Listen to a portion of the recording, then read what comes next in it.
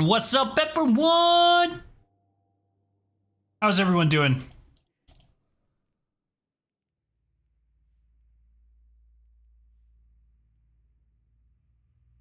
Is there game audio? There we go.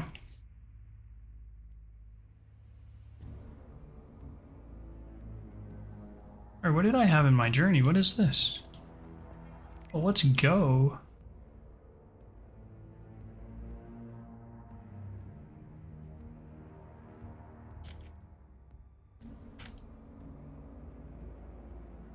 Sorry, just tweeting out. Give me a second, per the usual.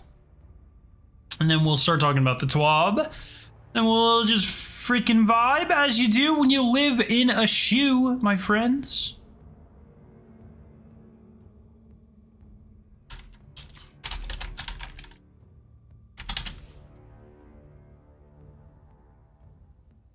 Okay. How's everyone doing? Dog, why is it every fucking week? Why is it every week? To be clear, I'm not the one baiting you. Other creators are the ones baiting you, okay? Ah! I'm just tired, chat. I'm just fucking tired, dude.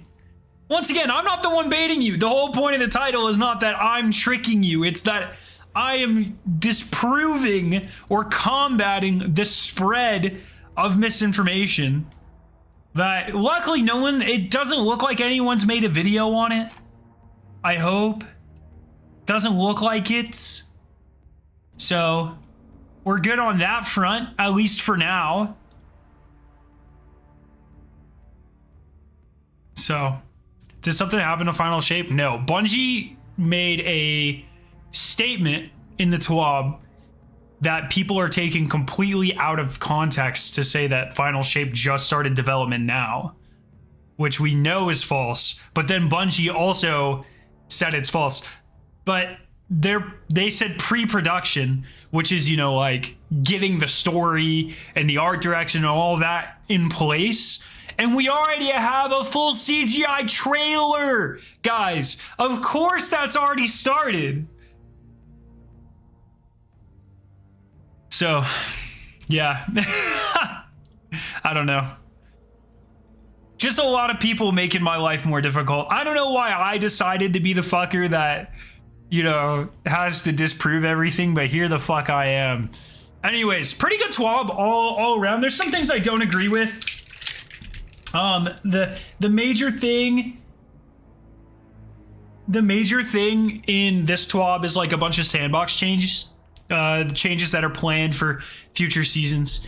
Some of them are good, some of them are like, yeah. So, yeah, maybe Garrett, I don't know. But it's just like, look, so this is, we'll talk about it when we get to that part of the TWAB. But Bungie literally has already put, I mean, not like officially publicly, but there have been Bungie devs that have already shared the development timeline of Destiny 2, right? Like, we've had this since February. I think this came out the night Tiny Tina's launched. So like February 18th or something like that of 2022. My wife had a severe allergic reaction that night. I remember this night very well because I was playing Tiny Tina's DLC.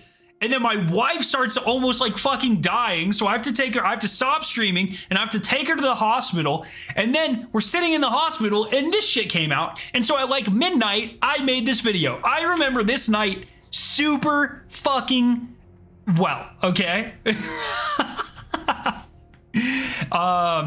IMO, I still want Final Shape to be delayed. That is just such an asinine take. Like, if Bungie doesn't think it needs to be delayed, then it just doesn't, right? There's not, like, people will say this about, like, Lightfall. Like, oh, Lightfall would have been good if they delayed it. I don't know if we played the same expansion, but Lightfall was not, like, unpolished, right? Like, there was nothing, in my opinion, in Lightfall that would have been better from a delay.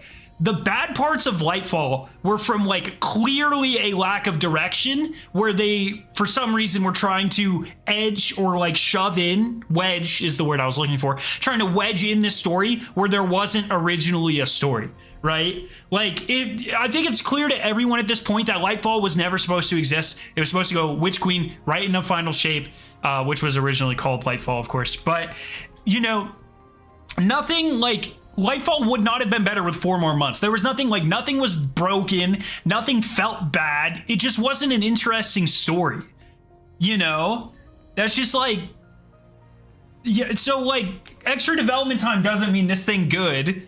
It gives them extra time to polish things. But that, you know, Bungie has had a lot of, you know, DLCs. They've had a lot of great DLCs. They've had a lot of DLCs that are like, and it has been a while since we got a DLC that needed more polish, you know? No, I just don't want Final Shape to come. I say we stay in year 9. Oh, fair enough. Your opinion if there's a 10th-year anniversary of the Destiny franchise? Yeah, I do think... So what I think will happen, personally, is you can see here in this picture, hopefully it's big enough for you guys, you can see here... So the chevron is where development starts for something, and then like the point of the arrow is when it like launches. And so you could see like Final Shape starts development before Lightfall launches. So the Final Shape has already started development long time ago, you know, at least 4 to 6 months ago, at the very least, according to this image. Now things could have changed, sure. But more than likely, you know, this came out in February 2022. And so it's not that unlikely that Bungie stuck pretty closely to this timeline, you know? In terms of game development, that is a very short time. So maybe things got shifted around a couple months, couple weeks or whatever. But for all intents and purposes, I don't think there's any reason to believe that this is wildly wrong. And so according to this, Final Shape already started development before Lightfall came out. Not that surprising. And this is pre-production, so this is going to be, well, we think it's pre-production. Obviously, there's not a lot of information here, but this is probably things like story direction, art direction, narrative, that sort of thing. This is the reason we have a cutscene, you know, in the trailer. You know, do you think Redacted is Marathon? No, I don't think Redacted is Marathon. I think this is Destiny 2 exclusive. So this panel, if I'm not mistaken, if I remember correctly, was like a Bungie dev saying like, this is how to run a live service game. And this is how we stagger our development timelines. So they're talking specifically about why Destiny was successful. And it wouldn't make much sense for me, I think, for this to be Marathon. Plus, Marathon seems like really far along for it just to have started production like 4 months ago, you know? So I don't think this is Marathon. What I think is happening is I think this is like whatever after Final Shape. So I'm not sure if we're going to wait a full year. I'm not sure if we already know it's not Destiny 3, right? So, but maybe they're doing like a soft reboot of Destiny 2.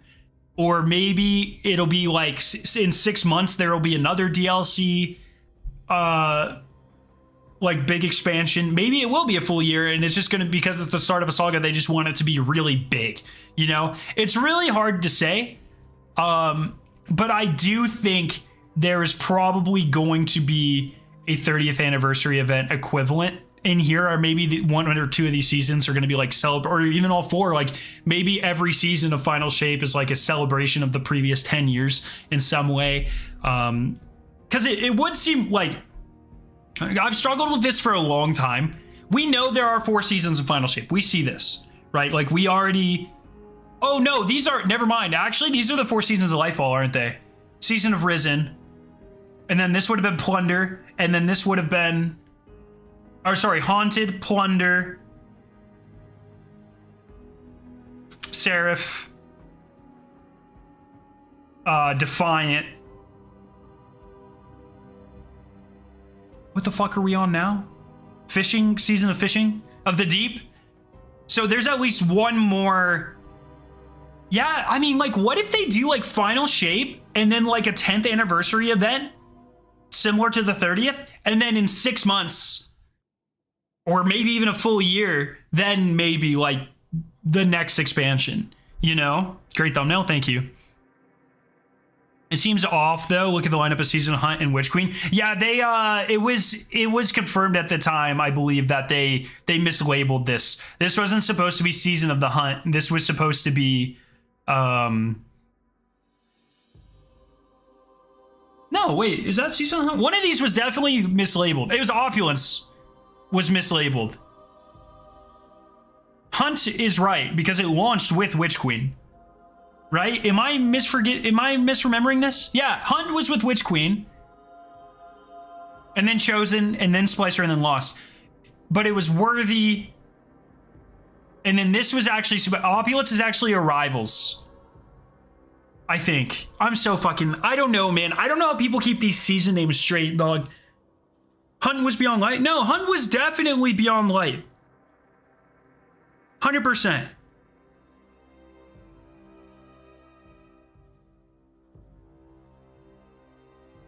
Wasn't Splicer before Chosen?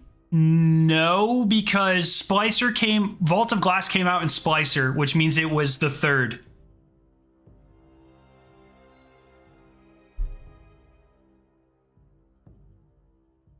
First season of Witch Queen was Risen. Well, I just misread it. Don't worry about it. Hunt was Beyond Light. Yes.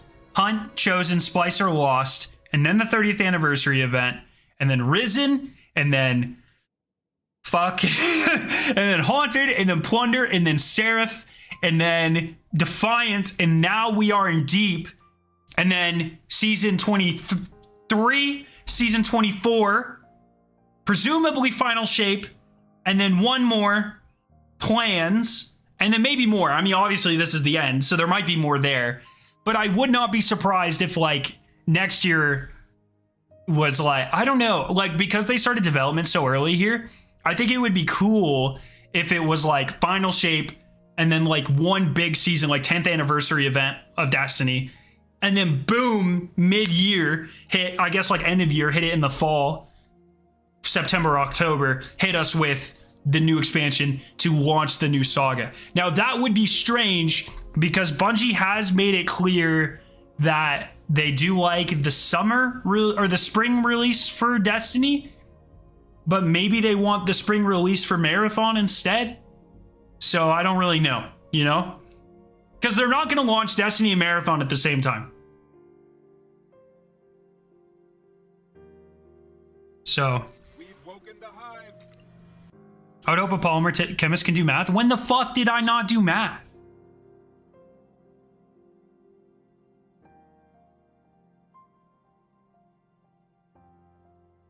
So, I don't know. Anyways, point being about this entire thing is people are nerds. Stop falling for it, okay? Please, for the fucking love of God. Why do we have to have this conversation every week? It's not even like once a year. It's not even like twice a year. It's literally like every goddamn week at this point. Someone saying some stupid nerd neck bullshit. And then it makes my life difficult. Look, do you think I want to have these conversations? I don't give a fuck. Except when I'm streaming and people come in my chat and they're all like, ah, Scarrow, did you hear Bungie just started working on this? You know, that pisses me off. And so that is why I do this. So, yes. Oh, I need to redeem this. Free emotes. That makes you all shiny, by the way. That's sick. Very cool. The SpongeBob imagination thing. Hell yeah. So. There you go.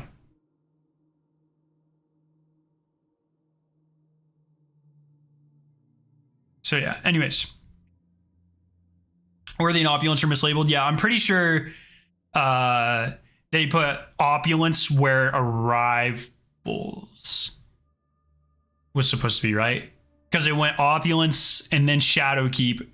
And Shadowkeep was Undying, and then it was Dawn, and then it was Worthy, and then it was Arrivals, and then it was Beyond Light, right? I don't know how you fuckers do that, dude. How do people... Wait, okay. Can I speedrun this? Let's go. Okay. Vanilla. Curse of Osiris, Warmind, Forsaken, Season of the Forge, Season of Drifter, yeah, Season of Opulence, Shadowkeep. Shadowkeep came with Hunt, Dawn, Worthy, Arrivals, Beyond Light, which came... No! Shadowkeep came with Undying! Fuck! Shadowkeep came with Undying, Dawn, Worthy, Arrivals, Beyond Light, which came with Hunt. And then after Hunt, it was Chosen, Splicer, Lost? Witch Queen. I feel like I've skipped an entire year at this point. I don't even know. Witch Queen came with...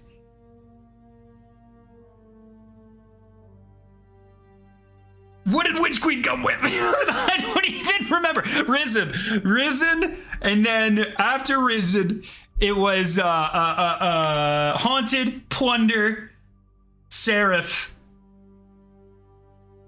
Final Shade, no, Lightfall. Lightfall came with Defiance, or Defiance, whatever the fuck it was, and Season of the Deep. God fucking damn. How do people just like pull that shit out, dude? Do you even Destiny, dude? Bro, I have more triumph score than your mom. Don't even fucking come at me, duck.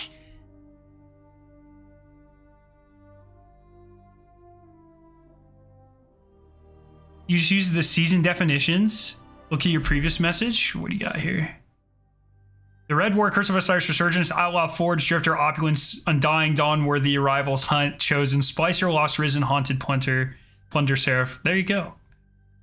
I always forget that, yeah, Forsaken had a seasonal name. It was Season of the Outlaw, but they never talk about that, and they barely ever used it. I mean, for the first half of that year, do you guys remember, like, Season of the Forge was Black Armory, and then Season of the Drifter was Joker's Wild. And then it wasn't even... They used those names with those releases, I remember. And then it wasn't until Penumbra, which is Season of Opulence, it was called Penumbra. And then I think it was when they started, like, advertising that season is when they switched. I had no idea Curse of Osiris was called Resurgence. I had no idea either. No, Curse of Osiris is not Resurgence. Warmind is Resurgence. Warmind is Resurgence. But I didn't know that either. Is there a picture of what they said? The tweet's already gone? No, I'll show you here. I'll just go through here. God damn. It's just so much, man. We have so many seasons. It's like... It's too many goddamn seasons.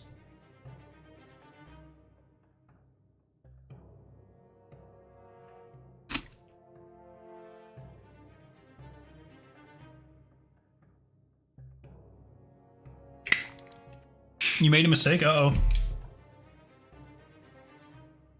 Iron Banner's returning. Time to cheese, fuckers. Warmind, like, in retrospect, had a season, but that was kind of... I mean, technically, they were all called seasons, like, because of the Eververse thing. So, like, Curse of Osiris was, I believe, like, they even called it Season 2, I think, when it came out. It's been so long. Oh, you bought Diablo 4? Dude, it's so fucking good. Okay, anyways, we can start getting into this. Breaking down some frequently asked questions, Sandbox edition. This is good. I love when Bungie does this. I feel like we need to kind of circle around and do this more and more. Maybe with... This is like, would be a really great opportunity to do this with the networking team, Bungie. Maybe some questions can be answered about the error codes and shit. That'd be great. So people would stop tweeting me about it.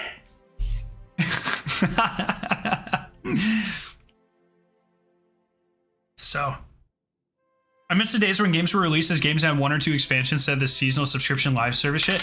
You know what I miss is when BioShock came out and then had 2 expansions, but they were on the disc. And so you pretty much paid for DLC that came with the game disc. Holy shit, dude. I have never seen the internet explode so hard as when that shit happened. Fix the servers with chemistry? Dog. I can't even fix my feelings with chemistry. You want a Gambit summit? No, dog. Gambit is dead. Can we just establish this? Gambit's dead. D-E-D dead. No, it is. It's dead. This isn't me like with an opinion, okay? Like, I'm not saying like, in my opinion, Gambit is dead. Bungie has made it blatantly obvious they're not working on Gambit anymore, guys. It's been fucking 4 years, man. If when I was a kid, when my mom stopped taking care of me for 4 years, no one was like, oh, I hope Mrs. Scarrow 9, the mom version, not my wife, oh, she's just waiting to release the new update and fix Scarrow. No, that's child neglect, guys, okay? When somebody tells you they're done taking care of something, they are. My mom was done taking care of me. Bungie's done taking care of Gambit. It is blatantly obvious at this point. You know? Do you think they're already in testing phase for a third Darkness subclass? Bruh, how the fuck am I supposed to know that? I don't even know if there's gonna be a third Darkness subclass. You're not in game mode? Dog. I mean, it depends how much you're paying.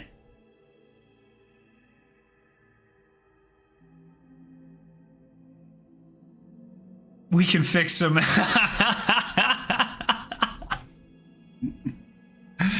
Oh, man. Gambit's done. It's gone.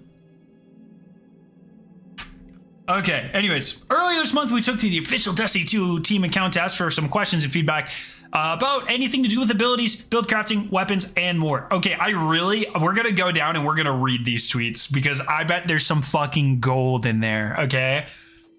Okay, I'm excited about that. So after we get through this, we're going to go through and we're going to read the actual replies to that tweet because I bet there's some like serious gold in there. You all didn't hesitate to share with us thoughts that have been bouncing around in those noggins, and now we've got the team here to answer with some answers to the most frequent questions we have seen. Before we dive in, this is a good time to remind folks that this is an example of the type of content we'll look to feature standalone developer insight blog posts in the future, so keep an eye out. This is perfect. This is like I don't know who came up with this, but this is like a great idea, right? Like YouTubers have been doing like the AMA format for a long time. And it's real. I think it's a great idea for Bungie to take that idea and run with it. They're taking the PewDiePie approach here, right? So I mean, this is good stuff.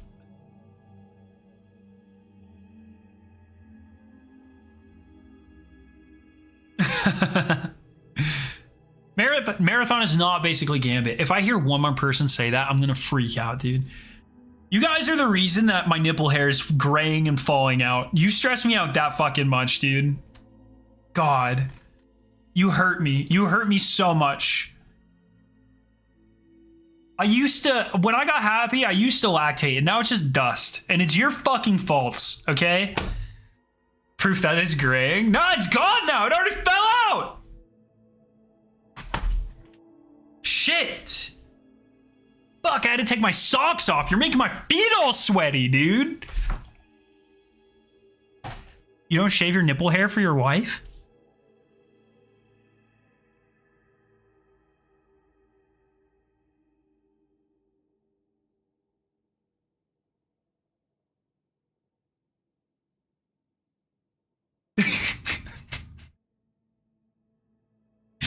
Fucking what?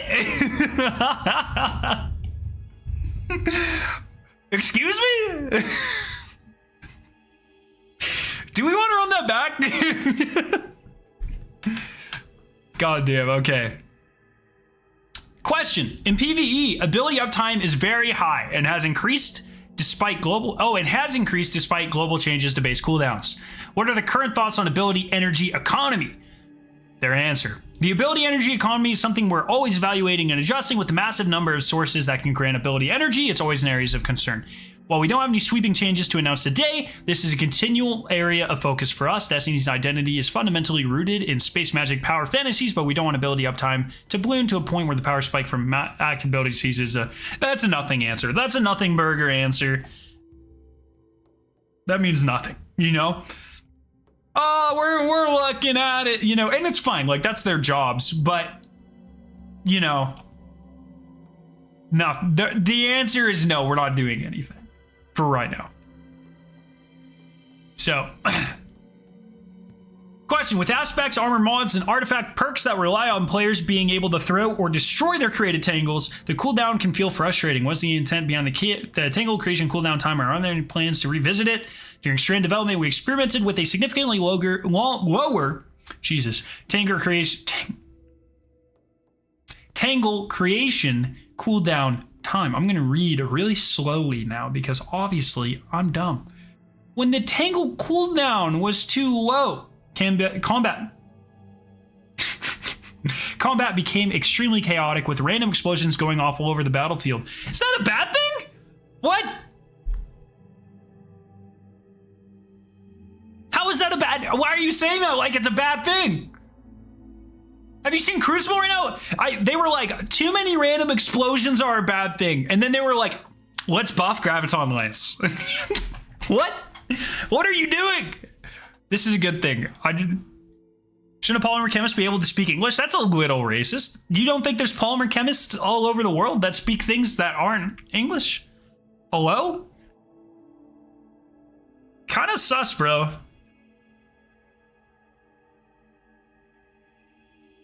So, anyways, I don't like this as an answer. Oh, geez. Oh, God. Second. Okay, we don't have any plans to go back to that level of uptime, but we agree that the competition around tangles can be frustrating. In Season 22, we're currently planning on reducing the tangle cooldown time from 15 seconds to 12 seconds. Okay.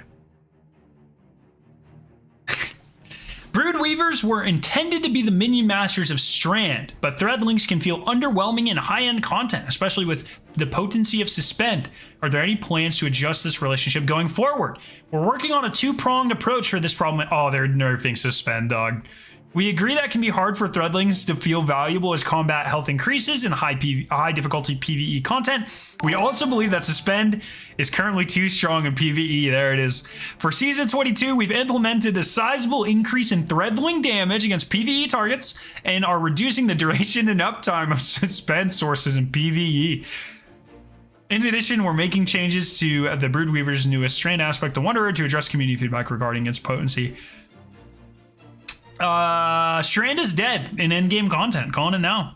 Crab, everyone give me some crab raves for Strand. Crab rave. Felwinter, thank you for the 21 months. I appreciate that. If I had a nickel for every time Scarrow9 mentions us making this lactate, I'd have 2 nickels, which isn't a lot, but it's weird that happened twice. This happened a lot more than twice. Thank you for the 21 months. You prefer lobster? No.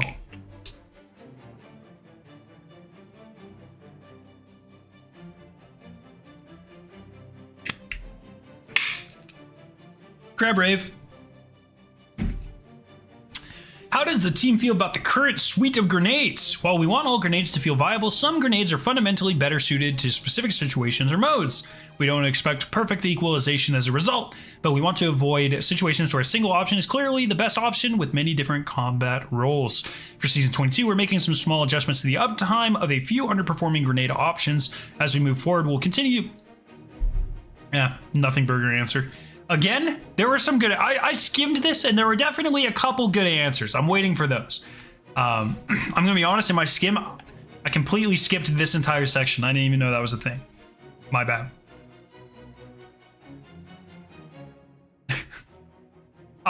Weapons can/will hand cannons get a buff. Not quite to Shadowkeep levels, but at least something. Note that hand cannons have been touched several times over the past few years, and the current PvE damage numbers compared to that of pre-Shadowkeep, they currently deal roughly the same damage per crit and almost double the body damage. Reverting to Shadowkeep numbers would be a substantial nerf to anyone who ever misses a crit, which we're not planning to do. The overall balance of PvE has changed substantially over the last couple of years, and some weapons have suffered as a result. We agree, though, which is why hand cannons got an extra 20% damage in the mid-season up to whatever. So, wait.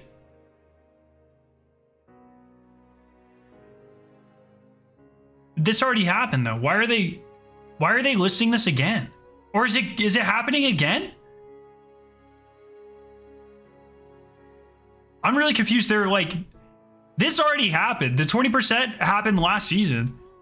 This didn't move the needle as much as we'd like. Okay, so they're getting an additional 20% buff against red bars and a 75% buff against orange bars. The base reload has increased a little bit. And something I am excited about personally. So Warden's Law, if you guys don't know, Warden's Law has had a unique frame since it came out. And it was bugged when it first came out, actually, if I remember correctly, and it just wasn't working. So Warden's Law came, it was the strike-specific reward from Warden of Nothing, and it has a double fire frame, which means it's a hard-hitting twin fire rounds. It's supposed to shoot 2 bullets at once. I don't know if it does. I think they fixed it, and it's just shit. But when it first came out, it was completely broken. But now they're changing it to be the first member of a new subfamily, which is good because it means they're starting to explore alternatives. So this is one thing. Oh, let's read this first. The heavy burst hand cannon. This fires a 2-round burst and is overall much more satisfying to use than the previous version while still benefiting from many of the unique properties. So pretty much a baby Crimson, right? And so this is very exciting. Well, I've been talking about this a lot with my friends. Like, Destiny 2 has gotten to a point where we have a completely busted best of slot weapon that is either farmable very easily or craftable or whatever in pretty much every single slot of every single archetype of every single weapon, right? Like, if you say any weapon type with any frame, there is a busted version of that in the game, like 90% of those, right?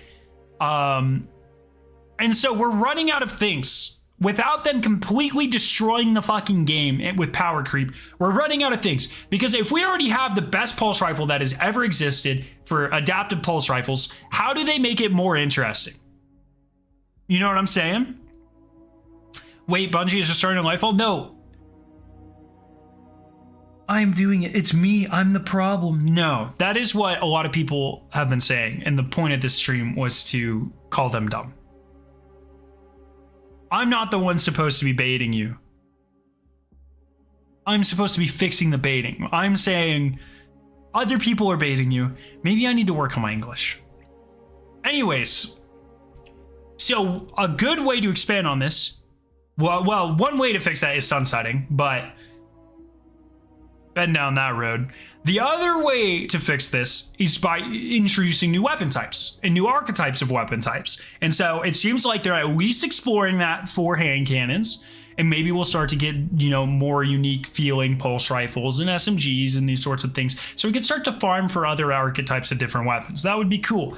And so because they're doing this, I would be shocked if A, Warden's Law doesn't come back, and B, we don't get another one very, very soon. So that's kind of cool.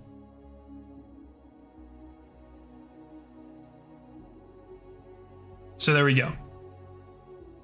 Kinetic weapons seem to be falling behind as builds get more intricate. Are there any more plans or ideas to make them more interesting to help integrate them into builds? We've also noticed this. We poked at the issue a little with the damage increase versus unshielded enemies and the kinetic tremors perk, but we've also prioritized shipping more strand and stasis weapons in the kinetic slot to equalize those numbers a little and ensure that all slots can tie into build crafting. We're continuing to look at kinetic weapons and have something planned for a year of the final shape timeline that may make them a little bit more unique. But maybe it's time for that kinetic subclass. Probably not. That's pretty funny, actually. I didn't know they said that. That's pretty fucking good. How's the team feeling about the current state of glaives? What about the exotics? We've got a substantial glaive tuning pass coming in a future season. Currently, this is on season 23, so next season. No. Wait, fuck. We're in season 21 right now? Is that right? Yeah, we're on 21 right now. So this will be the last one of the season, aiming to make them more satisfying to use, particularly in PvP. We're not happy with the current state of class-specific exotics. We're making some major changes then when we touch Old up. Very interested in this because those weapons are shit. So very interesting. How do you determine what gets nerfed and what gets buffed? Do those parameters change season over season? Just to comment on the persistent Bungie balances based on usage narrative, Bungie pretty much said, all right, everyone who's talking shit on Twitter, you're a fucking idiot. Which I like when Bungie does that personally. I've got a soft spot for that because sometimes I get sick of being the person that's like, everyone's a fucking idiot. And so it's nice when Bungie starts doing it a little bit. That makes me feel a little bit better. This is not the case, but note that if something is wildly overused in many cases, that's because it's both strong and easy to use. I would also note that it means it's probably pretty easy to get. And players typically won't flock to a specific weapon in droves if it's perfectly balanced.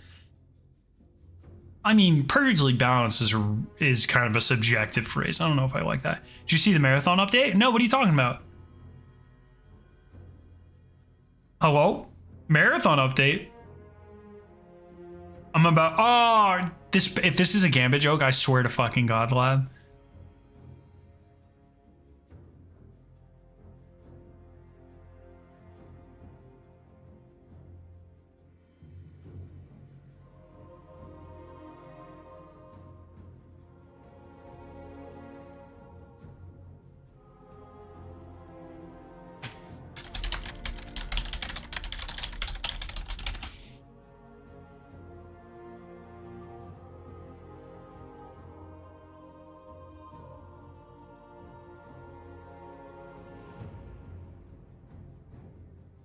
The fuck does this have to do with marathon? I'm so confused, lad. Anyways, when we were deciding what to do for Bounce Pass, we look at 5 main sources of information to identify what we ought to look at. Internal feedback from playtesting. Designers have around 10 hours of playtests each week. Oh, that's pretty cool. And our own experiences playing the live game. Designers typically play the game heavily, and we carve out a little time each week to fire team up for raids and trials. That's cool. I love that they do that. How common do you guys think it is? Like, I'm genuinely interested. Like, how many... So, for instance, right? Like, I do chemistry all fucking day. When I come home, I'm not doing fucking chemistry, okay? So, like, how many people do you think, like, how common do you think it is for game designers to come home and play their games? I can't imagine it's that common. But all we have seen for the past 9 years is Destiny designers doing that. And I fucking love that, dude. You know? Yo, what's up, Junior? How you doing? Surely those 10 hours are on the clock. I mean, those ones are, but not these ones. Right? Designers typically play the game heavily, and we carve out a little time each week to fire team up for raids and trials. Like that, I think that means outside. But even outside of this statement here, like you see it on Twitter all the time. Definitely not PvP. I'm not talking about that. I plead the fifth. You know what I mean? Yo, Alduin, what's up? How you doing? Alduin, actually? You're the dragon from Skyrim, aren't you? I think that's what your profile picture is, but I can't see it because it's so small. Anyways, live feedback source for players' weapon usage. Typically, we look at usage by owners as so not to miss on what's going on with low ownership weapons. Weapon effectiveness, kills per time equipped, win rate, blah, blah, blah. Design, they say 5 things, but they list 6 things, so I just want to say that. Design analysis for implementation of a weapon. Having pulled together a list of weapons, we'll go through them and identify what's contributing to the issues. And then what? It doesn't matter. They look at a lot of things. This is TWAB. It's not TWAB. It's TWID. This week at Destiny, it's TWAB. It is TWAB, okay? TWID is such a dumb name. Sorry, not fucking sorry. TWAB. Any further exotic tuning plan for the future, and what's the thought process behind this plan changes? This is where people are freaking the fuck out, and I love this. But I also hate it. So they are specifically talking. Let's look at the question. Everyone read the fucking question together, please.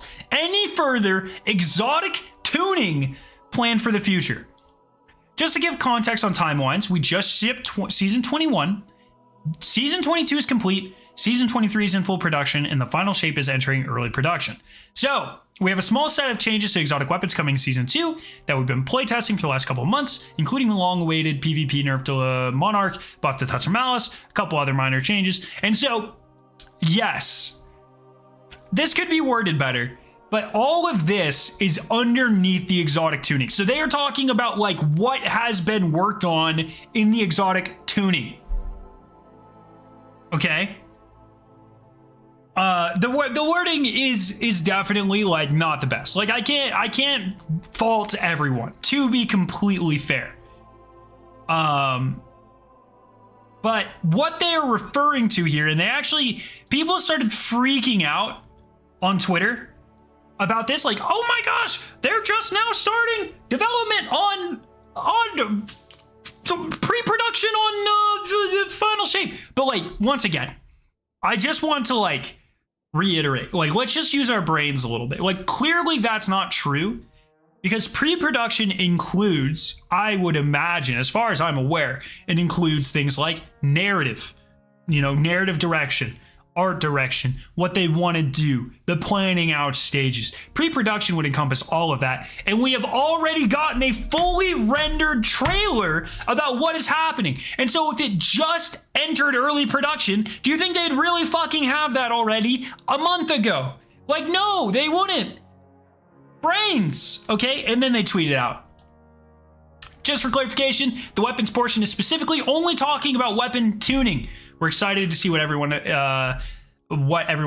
has for final shape or whatever. So final shape has already been in production for a long time. And I tweeted out, the production means they're actually making the gameplay. Well, they say pre-production here, right? Entering early. Oh, I guess they say early production. Fair enough. But they clarified that's not what they're talking about. And we already know that's not what they're talking about. Because once again, in early 2022, so just over a year ago, some things could have changed, but not that much with how much we know they stick to their timelines that they make, generally, if they're able to. We know that Final Shape started, this chevron, once again, is when you start production, and the little arrowhead is when it comes out. And so we already know that more than likely, the Final Shape has been in production, it has being made, pre-production, production, all of it, since before Lightfall came out. So at least 4 months, maybe more. Right? And so we also know that something else big in the Destiny universe is probably starting production pretty fucking soon. Just want to say that.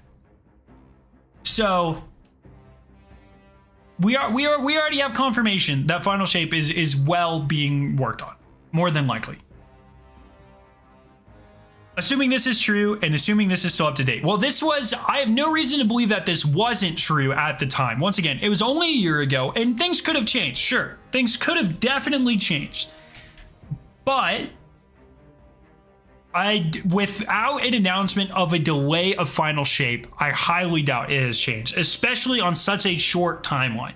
So this was a presentation given by, I think, like someone pretty high up at Bungie. I forget the exact person that did it, but one of the leadership people talking about the development and timelines of live service games, right? And so the whole point of this talk was orchestrating and juggling, or orchestrating the juggling of different seasons and expansions in a live service game. That was the entire point of this talk. And so it would be a little funny if they gave a lecture on how to do something and then they changed the timeline. That would be kind of comical. But it's only been a year. Nothing, as far as we are aware, Lightfall wasn't delayed. None of the seasons were delayed. Like, everything seems to still be going as planned. And so we have no reason, and so yeah, it's been a year now, but when this was supposed to start production, are being made, let's say, it would have only have been, 6 to 8 months after this came out. So much closer in the timeline, and I think that makes it even less likely that anything changed. Surely, once again, take this all with a grain of salt. Who the fuck knows at this point? But this is fairly up-to-date information from Bungie themselves. So could that be Marathon? No. So once again, this panel was about how to run a live service game. And so this being Marathon would be kind of silly because it has nothing to do with Destiny, and it doesn't really have anything to do with the development of Destiny. And also, it says this also started development before Lightfall came out, but after Final Shape, which means in the last 4 or 5 months, probably. And there's no way that's true. Like, there was snippets of like actual in-game stuff in the Vidoc. And they have a very good understanding of what's going on and art direction and a lot of lore. That shit did not just start 4 or 5 months ago. And plus, we know Christopher Barrett's been working on Marathon for like 4 years, right? We know Christopher Barrett stepped away from Destiny, I think after Shadowkeep came out. And he has been working on this the whole time. So no, this is not Marathon. Marathon has been in production, pre-production, all of that shit for a very long time. No, it's not going to be a mobile game either. This is, once again, this presentation was about juggling the live expansion experience or the live service experience of Destiny specifically, right? So this is almost certainly the beginning of Saga 2. So whether or not they think they need an entire 2 years to prep the first expansion of Saga 2, or my favorite theory, because it means we get more content, maybe this means that there's only a 6-month gap between Final Shape and Saga 2, or, a shorter gap, and they're moving expansions back to the fall. We obviously have no fucking idea. It's all speculation at this point. Either way, we get new content, or they work a long time on Saga 2, and that means it's going to be fucking massive, probably. We'll probably figure out what that redacted is on August 22nd.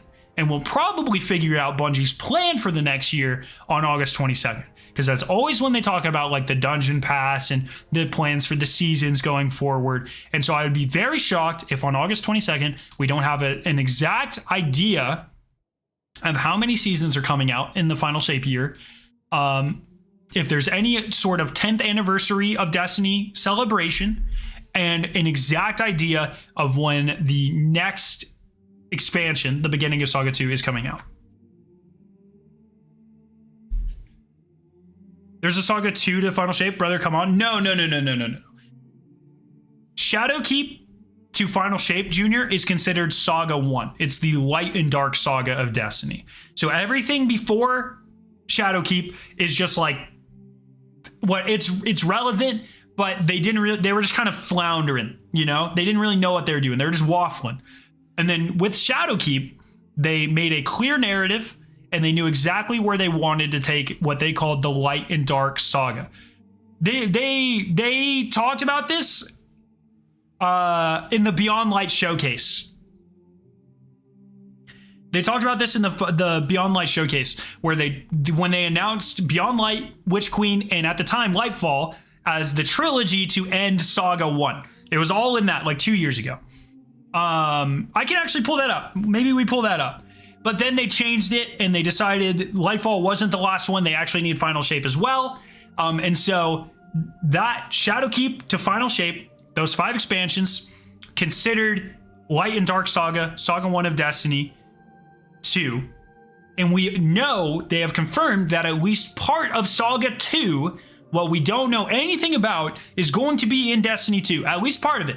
So Saga 2 does not start with Destiny 3 as far as we know. There's going to be future stories going into it.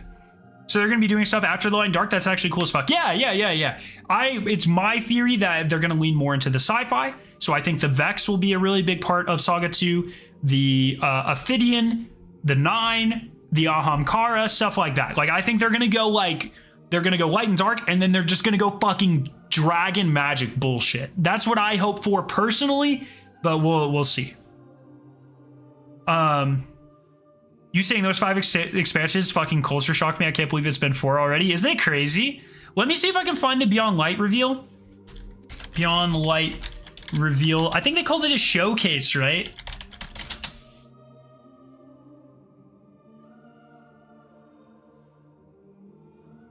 Would it have been 3 years ago? So I think it's this.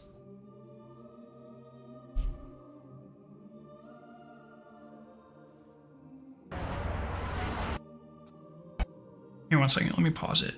Because I remember there was just a moment where I started freaking out. Yeah, it's right here.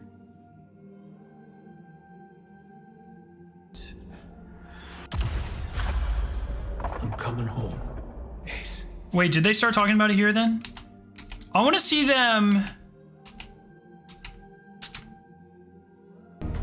I think they announced it. You're not brave. Oh, here we go. Here we go. Here we go. Here, I think they talk about it here, It's Junior. a brand new damage type, so that means it's going to ultimately sit alongside Solar, Arc, and Void as the first new element we've introduced to the game since the original Destiny release way back in 2014. This is a big deal. Like, it's a big deal to add this to the universe. Yeah. So this new power, and it's woven in through the narrative of the game. Like, the game was kind of a collision course. Look, man, I know people don't like Luke. Luke Smith, like, might as well be my dad. I miss Luke Smith a lot. I wish he was more. He always just had a vibe about him. Like, you know, he maybe doesn't have a filter. I don't have a filter either. That's fine. But, like, you could tell Luke Smith genuinely fucking loved the game and really loved, like, the MMO style of the game. And I always respected the shit out of that, between personally. you and Aramis, and we're going to show you a bunch more about Stasis later in the year. Because though we're excited about what we're delivering this fall, Right here. we did say that Destiny 2 Beyond Light was the beginning of a new era. What does that mean? Well, it means that we're thinking about Destiny beyond just any given year and thinking about it over time. And so we want to take a look into kind of the long future of Destiny. But when you want to look ahead, like we're about to do, it all starts back at the beginning.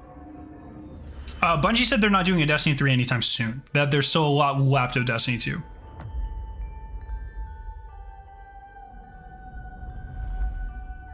I remember this reveal. Dude, I about shit myself. The Traveler. I think they talk about the sagas after this, maybe? Forever. It might have been in the next reveal, but I think it was this one. Eyes up, Guardian.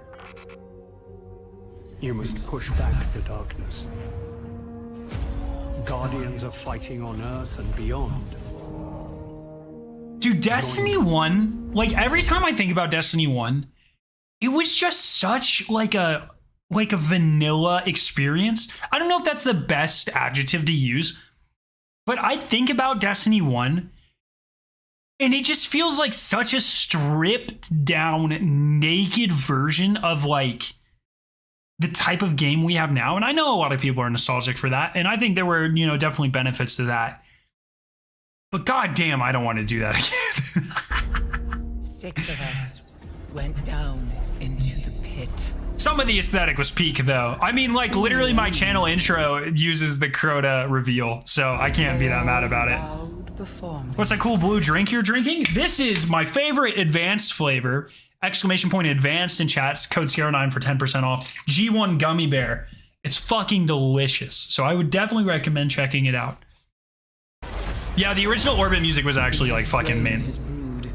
We have murdered his son. And now the Taken King comes for us all. Dude, the Destiny cutscene team has always just like fucking sent it.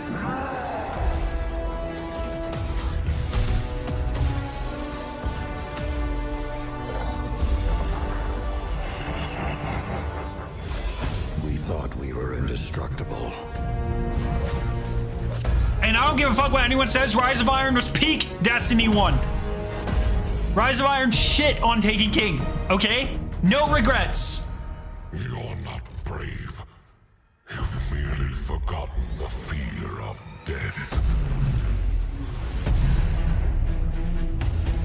I am Gaul. And your light. Vanilla Destiny 2 kind of went hard too, just in terms of narrative. I remember when I saw that scene the first time where he kicks us off the tower. Are we even Guardians anymore?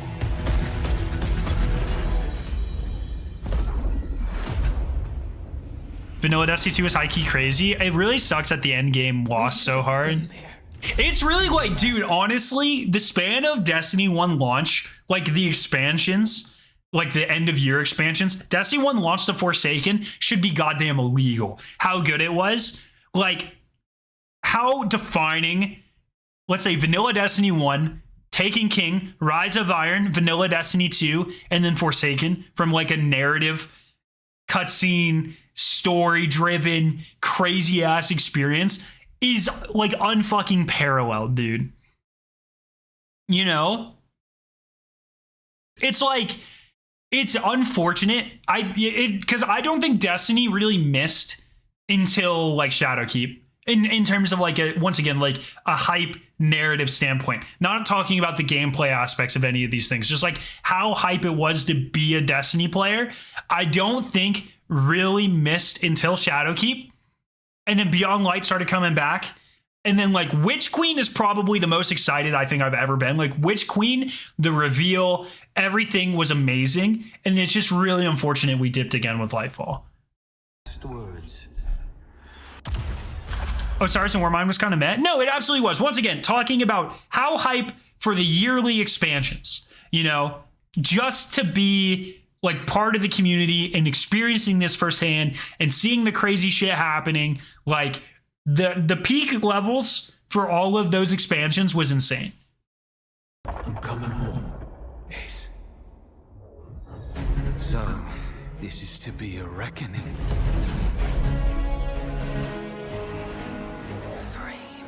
Oh, the meatball, let's go! The meatball is here! The Witch Queen trailer was the most hyped thing I've ever burned into my eyeballs. Lightburst, pop, and sync. Oh my, dude, that was like literally, I think the most excited I've ever, like the most flabbergasted I've ever been at a trailer ever is when the Hive started getting rezzed and then they pop supers. I like, dude.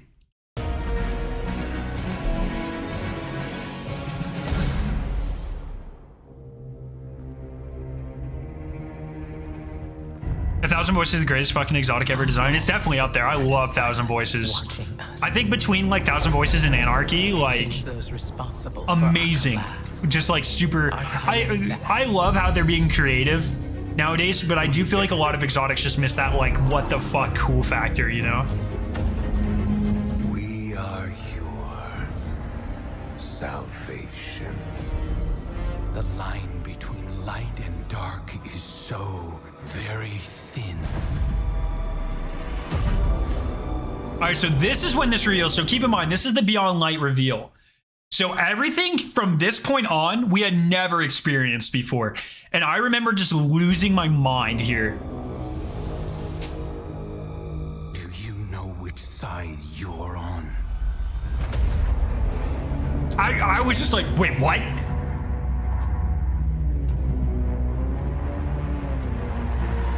A side should always be taken. And then I remember being like, wait, what?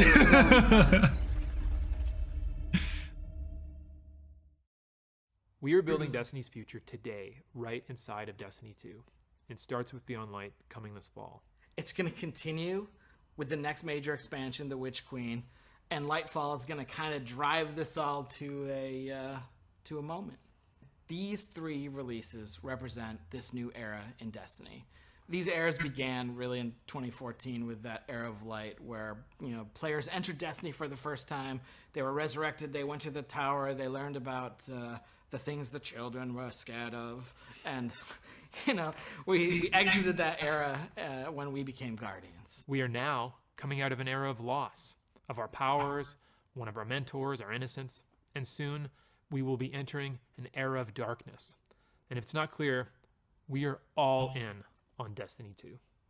Last year, we laid out a vision for the I think they talk about the sagas here. definitive action MMO. Place it in an awesome evolving world that you can play anytime, anywhere with your friends. We are still completely committed to this ambitious vision, and we're going to continue reaching to deliver it in Destiny 2. And to be clear, listen, I'm sure like over here in the Twitch chat, there's like, you know, some mix of salt and space dad. You know, we haven't gotten everything right out of the gate. You know, for example, we've already begun working on changes that we're going to make to our seasonal model in year 4 to Get a bunch of the FOMO that's in the game right now out of it. And this is a response not only to your feedback, but just... I swear they talk about the sagas here. You can lay that at me. We're also working on things like transmog, and that's going to be an experience that means armor is kind of always valuable to you because it can always represent a look for you to chase. And we've got a bunch of other improvements to the experience that we've got like small touches that I made to Mike Zach. The light white heat of the title screen doesn't light up your entire parts, and maybe one of the biggest. Yeah, okay. They must talk. It was in the Witch Queen reveal. Let me pull up the Witch Queen reveal then. Because the Witch Queen reveal, I think, is when they finally... Well, they talked about it actually... I think it was in a developer update when they were like, we're actually going to need one more expansion. I think is the first time we knew about Lightfall being turned into Lightfall and Final Shape. I believe. But I want to hear them talk specific, because Junior originally asked about the saga thing. And so what I want to get to the first time they ever talked about the sagas. What off topic? What's your opinion on Starfield? We watched the reveal live on stream. I highly recommend you go watch that stream a couple days ago. I'm very excited for it, but I have a lot more to say in that stream. Long story short, I think it might be the fucking best game ever made, but they have to pull it off. I was blown away by everything they were showing. Here, 1 second. Witch Queen Vidoc? All right, let me pull that up. I've got it pulled up real quick. I really want to see them talk about it. We'll have to find it here. I don't know where the fuck they started talking about it. People like somehow. Yeah. So we talked a little bit about kind of the... This is before when they're just talking with this random Bungie guy. I don't remember this guy's name or who he is. And at some point, you Gorgon. Oh, I'm in this trailer. Right? I think I say, don't kill me in that trailer. Anyways. Queen and the year leading up to it. I mean, we're paying off that Destiny has to offer. Definitely, and we've got a lot of awesome content to show today. Let's start with the most mysterious destination yet. No. Dr. Tracy's pocket light powers and brought an army at the Witch Queen gameplay. No. I don't care what anyone says. Witch Queen was peak. I cannot wait just to reach out and just crush a hive ghost in my for us. I mean, we're in strange new places. The aesthetic, the narrative, haunting, but it's gorgeous. The plot twists. There's a few. This is the biggest threat Guardians have faced yet. So we need to find... If Strand was actually supposed to come out with Witch Queen, if Strand, like in whatever timeline, Strand actually came out with Witch Queen, it wouldn't even be fucking close. To match their power. Brutal and elegant.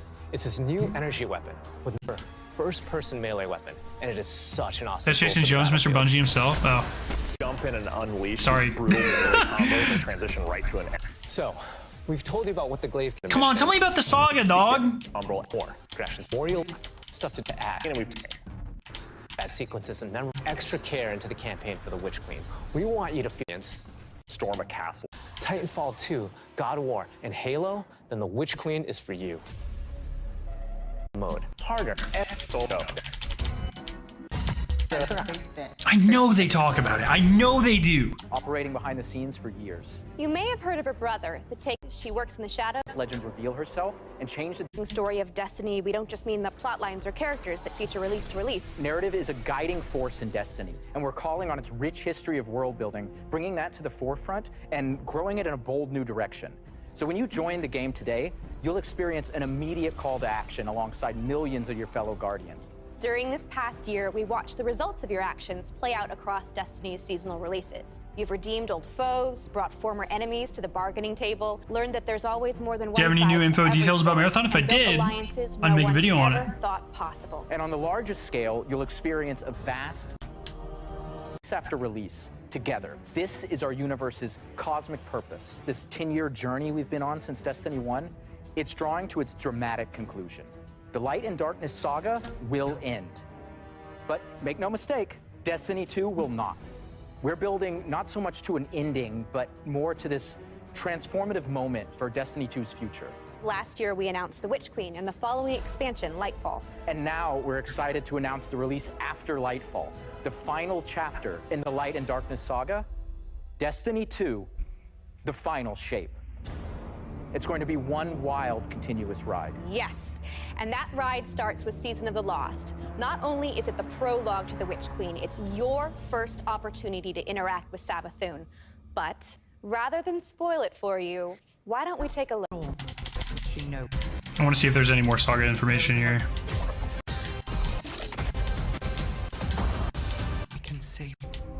Dude, Season of Lost was also like really fucking good. Just I have such a nostalgia thing. Astral Alignment sucked, but Shattered Realm was so good, dude. I loved Shattered Realm, man. I need more of that. Why is Bungie is like, they'll do this thing where they're like, they'll make a new game mode and then they'll do like rip-offs of that game mode for the next 4 seasons until we get sick of it. And the only time they haven't done that is with the greatest activity ever. What are you doing? I don't want the 5th Menagerie rip-off. Give me a second Shattered Realm rip-off, please. You know?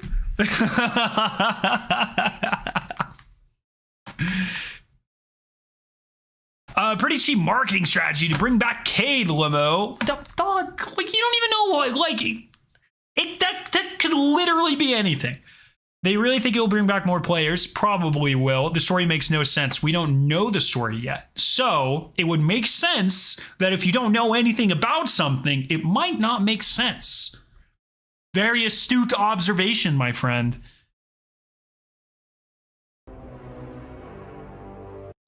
Yeah, Season of Lost better have been good. We were stuck with it for half a year, dude. Kind of true. Oh, I forgot, dude. Lost and then the 30th anniversary event. Oh, I mean, come on. Even the 30th anniversary event was like fucking awesome. You know, I still like to this day, like I maintain and I will continue to maintain. And Lab's not going to like this. I know Lab is not going to like this, but I personally think Dares of Eternity is way better than Menagerie. Personally, Derelict Leviathan was kind of like Shattered Realm in a way. If they would have utilized it really well, that's actually kind of true. Yo, Hammy, what the shits?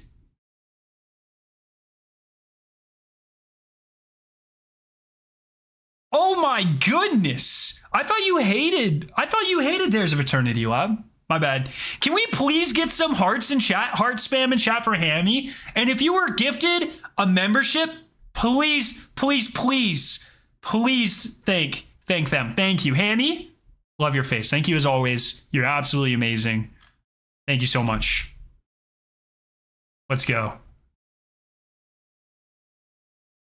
Thank you so much. You better check Discord right fucking now. Okay. Dude, I thought you hated Dares. I thought you got super burnt out on Dares because we did like 1 million of them.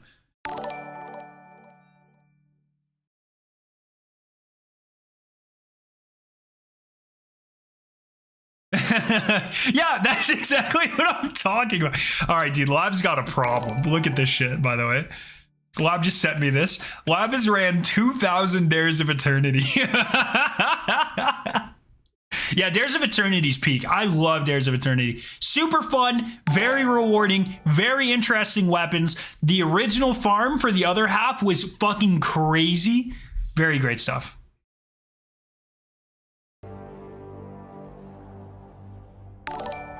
Seasons have gone through massive transformations. Are they going to talk about Saga 2 here? Dedicated to creating an evolving, interconnected world that puts your Guardian at the center of the action. Very rewarding? I mean, compared to most seasonal content, yeah, very rewarding. Yeah. The end of one journey and the beginning of another. Especially for how fast you could do legend runs. Happening in lore pages is long gone. I think these are both lore people, right? So I don't think they're going to talk about Saga 2. Season, starting with the Void Okay. subclass update that goes live. But yeah, Junior, there you go. So they've already confirmed more to Destiny 2 and more to Destiny after Saga 1. So rewarding goals for Rainmakers? Yes, that's true. Dares is hella boring. No new weapons added? Bro, that's toxic. Dares, I think like 99% of the reason Dares is so good is because of Infinite Heavy, personally. But all right, exotic armor and build crafting. My favorite exotic armor could use a buff. Any plans to continue balancing legacy exotic armor? Well, of course there is. Like, what kind of question is that? Armored, and once again, Hammy, Thank you so much. Like they're still popping up. You are way too nice to me. And thank you so much for supporting the channel in such an amazing way. There's a returning Gallahorn spam. I know, it's so much fun, dude. So good. And like a lot of the weapons from Dare are like unironically some of the best in slot, right? Like or they were for a long time. Maybe they're not anymore, but the grenade launcher was really fucking good in PvE, and I'm talking mostly PvE, was really good in PvE. The BXR cracked in PvP, actually. Forerunner, just disgusting in PvP, like to this day. The Trace Rifle, one of the best guns for PvE in the game for double specials. Wastelander, still fucking amazing.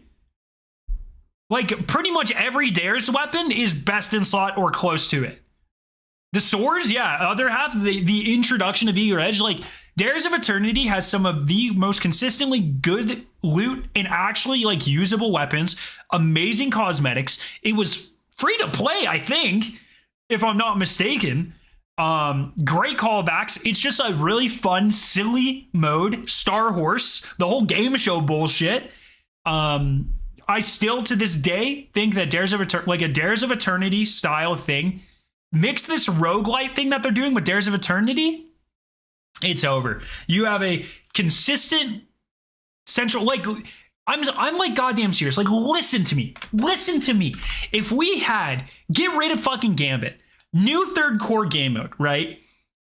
Sort of like Dares of Eternity with like roguelite aspects where you get random buffs. Maybe sometimes those random buffs are infinite heavy or infinite special or whatever. Just like stupid, powerful, really fun bullshit mode where it's just a lot of fun. And then season after season, instead of, like the 3 bosses at the end of Dares of Eternity, instead of making new Gambit maps or new strikes or whatever, just make like new encounters, new rooms, new like random things. Like imagine if you're running through a Dares of Eternity and then boom, you get hit with like a random event, and you like a RuneScape style world event where you just get like teleported to a random fucking room and you get to do something crazy and you get like a fun little extra reward for it.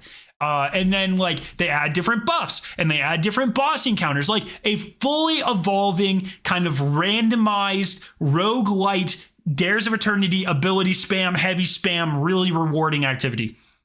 That would be fucking sick.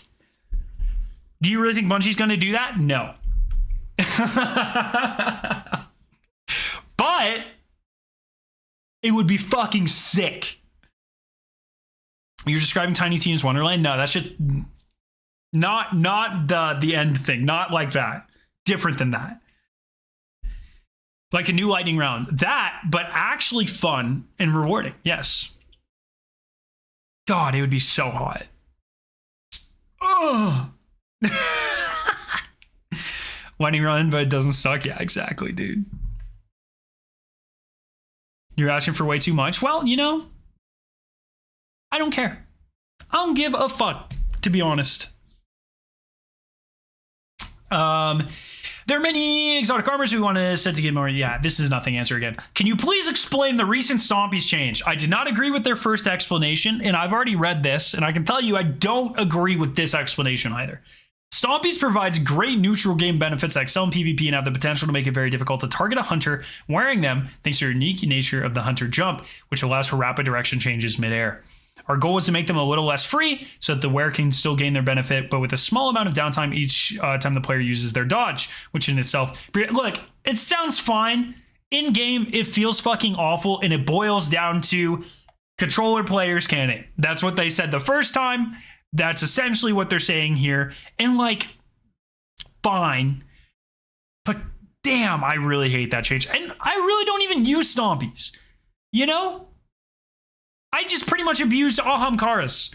But I'm like a movement guy, and it's nice to have that option, and it feels awful when you have that option for so many years and then they destroy it. It was like that one time where you could Icarus Stash twice, and then they were like, nah, actually, Icarus Stash once. It was like that one time where Shoulder Charge was completely free, and now boom, you can only Shoulder Charge once. It was like that one time where Shoulder Charge used to make you go 20 meters, and you could use it as a traversal thing. And then before Eater of Worlds, they nerfed it so it didn't have any forward momentum. And then it was literally the worst feeling thing in the history of the game ever. And we bitched so hard that they completely reverted it. You know what I mean? Yes. Turn dares into a race against another team of players, and you compete to complete rooms and defeat bosses efficiently as quickly as possible. Nah, that would be sick, actually. Shit. And you could still keep the game mode mentality. Like, just make it like Wipeout or something, right? And like, yeah, you have different stages. So maybe there's a parkour stage or there's shit like, oh my God. Man.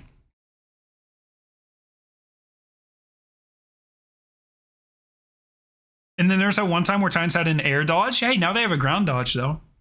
So that's better than nothing. Listen, just give us back SRL and we'll be fine. Look, man, SRL is one of those copium things. I think if SRL came out today, people wouldn't give a fuck. I think people would have a lot of fun for 2 weeks and then all the hype would be gone and people would bitch about it and they'd say how it was better in Destiny 1 and blah, blah, blah, blah, blah. It's just one of those bare bones game modes. Just like every time people are like, oh, the Forges from Black Armory were the best seasonal activity ever. But if you brought that shit into the game today, people would nonstop bitch about how boring it is. That's all I'm going to fucking say about that, man. Just like how when people were like, Vote the Glass is the best raid ever. And then it was shit back then. And then you brought it into Destiny 2 and it's still boring as fuck. That's how it works every time. Because half of the people on this planet, 3/4 of the people on this planet do not know how to differentiate actually fun, engaging, good gameplay from nostalgia bait. And that's it.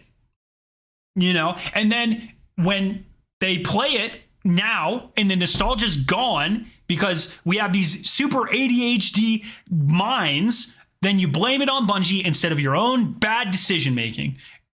Boom. That's what I got.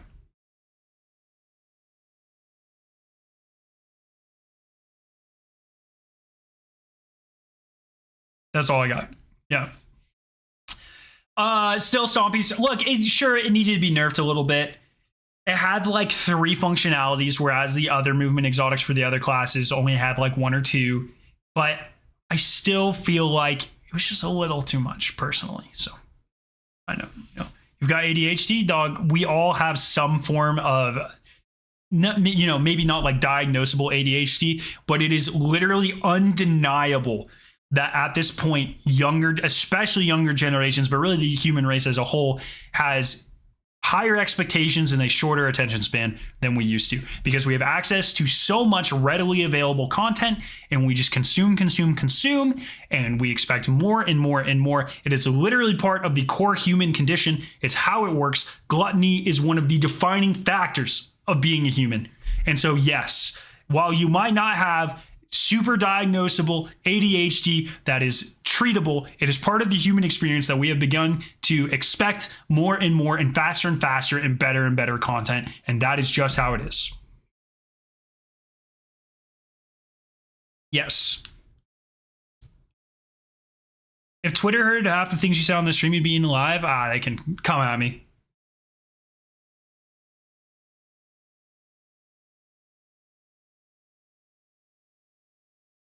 So that's how it is. Like, most people, like, obviously, not every single person on the planet has diagnosable ADHD, right?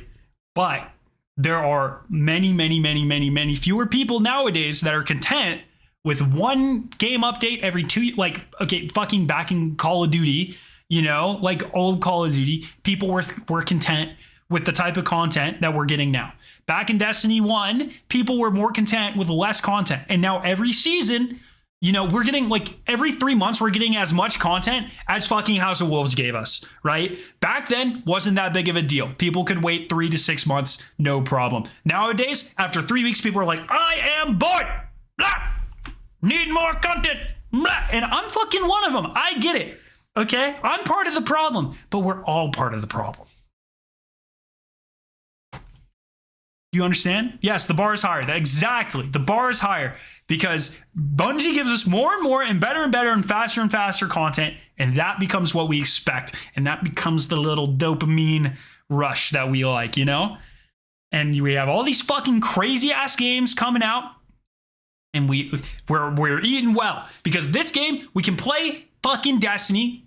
And we can play like all the best content, and then we can go play Jedi Fallen Order, and we can go play all the best content. And we can go play Diablo, we can play all the best content, and we can go play Tears of the Kingdom, play all the best content, and then we can go play Starfield and play all the best content, and we have all this fucking content. Boom! And then we just become impatient because next year there's going to be fewer games. Fewer good games, probably. Maybe I'm wrong, but that's just how it works, man. You want to feast, not be drip fed? Yeah. That's how it goes. Monte Carlo Catus will add glaive functionality, mark my words. So Mercules, sorry, kind of teased that on the Destiny community podcast, the Firing Range podcast, a couple months ago. So I totally agree with you. I don't know if it's next season, but I do bet that comes to the game relatively soon. Remolding against? No one. I guess like everyone, actually. Including myself. Who gifted me? Hammy was amazing and gifted 20 subs. So please thank them. Please. Hammy has been amazing to the channel and gifted a ton of subs or members, I guess. We don't use the Twitch speak. A lot of memberships and has been nothing short of absolutely incredible and amazing. So please thank them. And I really appreciate it. Do you think they should give up on glaives or keep trying to make them useful? I don't think they should really give up on anything. There are like a pretty decent group of people that like glaives a lot, man, you know?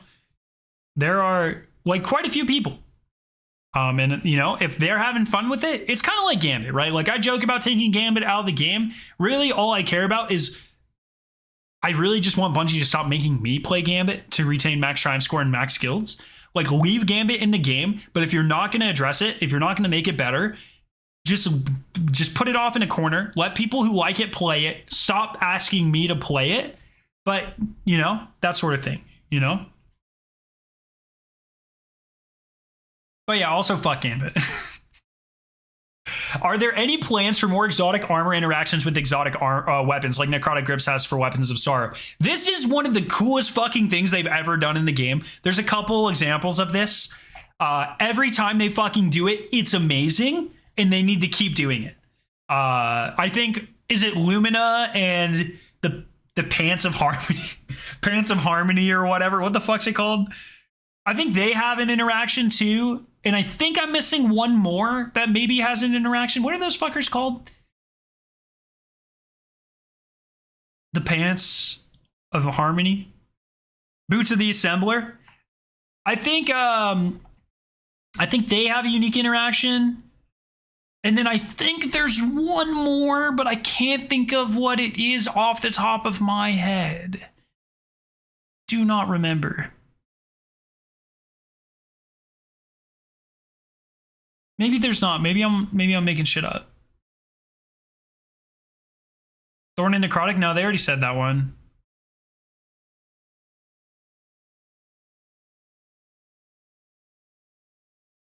Final shape will be bad like Black Ops 3 Zombie Mode Revelations was.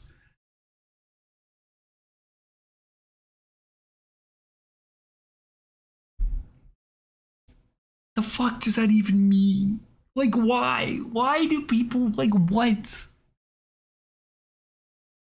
Like, what? Final shape will leave me like my fucking mom left me when I was 2 years old. Like, what does that mean? Why do people say things? Like, sure, I guess, maybe?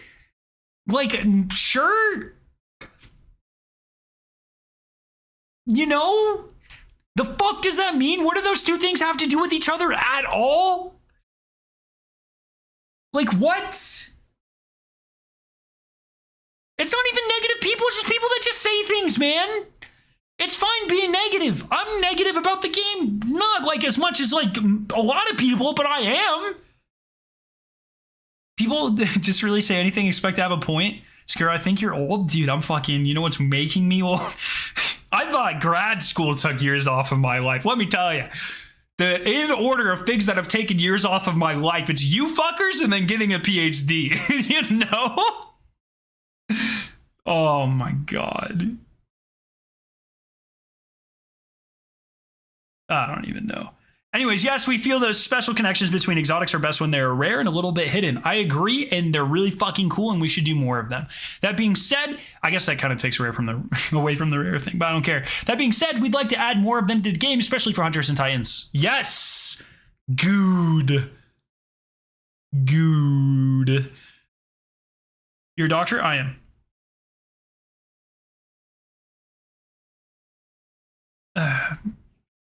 Not an MD, a PhD, but I am, yes.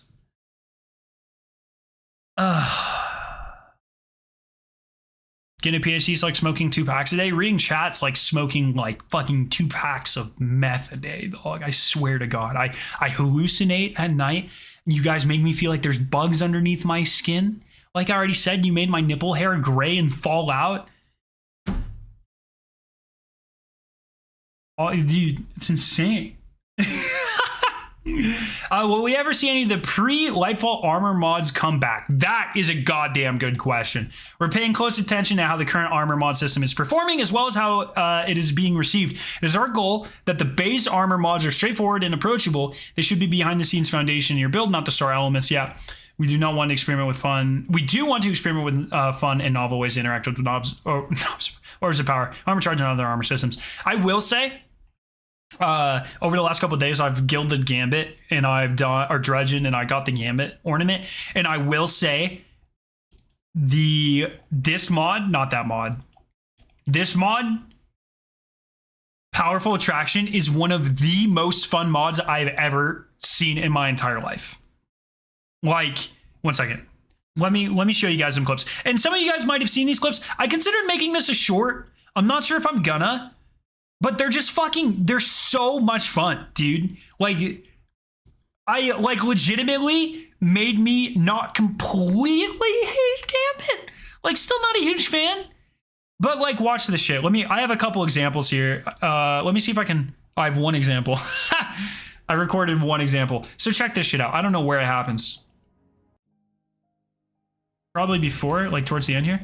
Yeah, watch here. Oh, sorry. I was watching probably Netflix or something. Let me mute. Where the fuck is the mute button? Check this out. You're not ready for this. Okay, watch this. Powerful Attraction at work here, by the way. Watch this. Watch this. Watch the Hunter dodge. Watch the amount of motes I have. Top left corner. See all those motes? One of the best things in the entire game. It is like unbelievably satisfying that I don't have to go around and actively pick everything up. I can just do that shit. And I probably did it here too. No, I picked this up.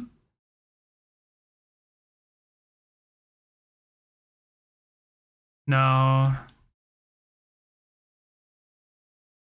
Surely I do it other places. I meant to get it. Oh, are you serious? I meant to get a couple other clips of it, but it's actually just so good. Do I do it here? I might do it here. No, I just shoot that guy, I think. I should have dodged right there. I would have had 15. Anyways, yeah, Powerful Attraction works with motes and Gambit. It is literally one of the most fun things ever. I mean, if people don't know that, I'll make a short, dude.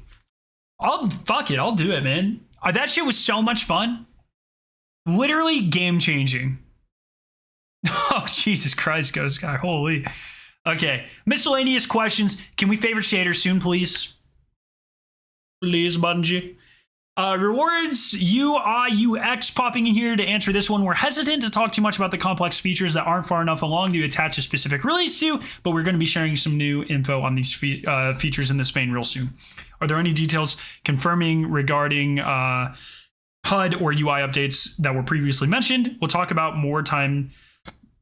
this more when we have more of something show closer to the final shape. So, hell yeah.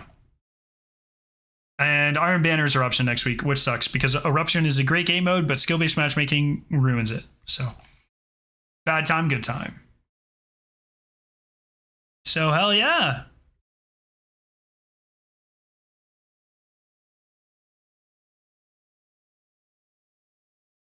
I had no idea. I thought it was only orbs. Fine. I'll make it short on it. I'll get some good clips and I'll do some stuff on it. It's so busted, man. All right, so now it's uber fun time because Bungie has fixed the salvage triumph. Here. What have I not done here? Oh yeah. Okay. Well, I still got to get those at some point. But Bungie has fixed the salvage triumph, so I get to go spend all my salvage keys. Let's fucking go. Oh, I haven't even done the quest this week, actually.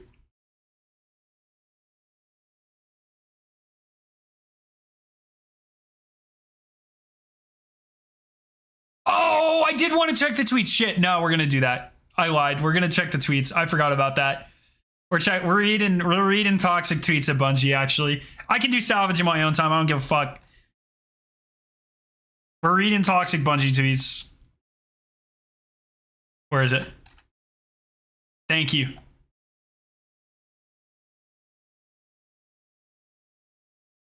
So Bungie says, hey Guardians, we're putting out a call for any ability, armor, build crafting, and weapon specific questions and feedback you have about the current live game. We've listed the topics below. Make sure to drop feedback or questions under the right topics so we can keep them organized. Give us your feedback or questions surrounding your Guardians abilities. All right, let's read this shit. Wait, what? Is this gonna give me just their... Okay. All right, here we go. Okay, what do we have? Nerf barricades so they don't damage you when you touch them. It's always blocking damage and giving you an overshield. Doesn't have to damage targets IMO. That's actually really interesting. What's everyone think about that? I actually don't know what that means. I mean, like, I know what that means. I don't know how I feel about that. That's actually interesting. I've never even thought about that. What do you think about the new dungeon? I think it's the best one. That's actually really interesting. Oh, we got a Salted Greppo take, which means I'm already going to love it. Ability uptime's often too high, either due to overtuning exotic. Okay, that's pretty much the same thing. That's fine. That's a good... He got it. I want to see the bad takes. Give me the fucking blueberries takes.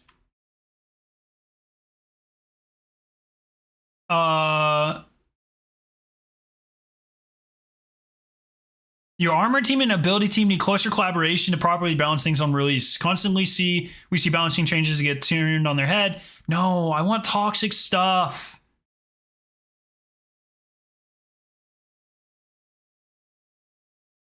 Oh, shit.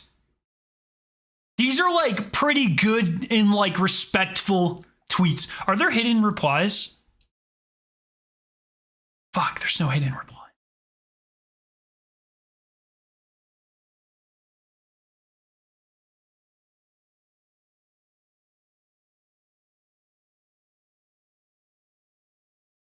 No.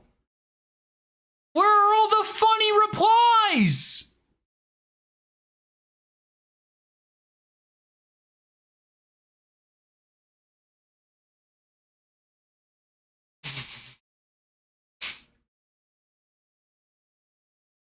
This is toxic. Go beyond the check marks. Dude, the check marks are like the most toxic people on Twitter.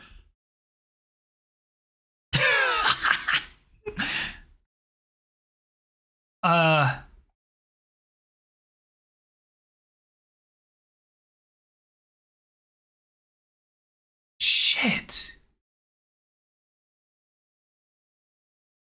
This sucks, man.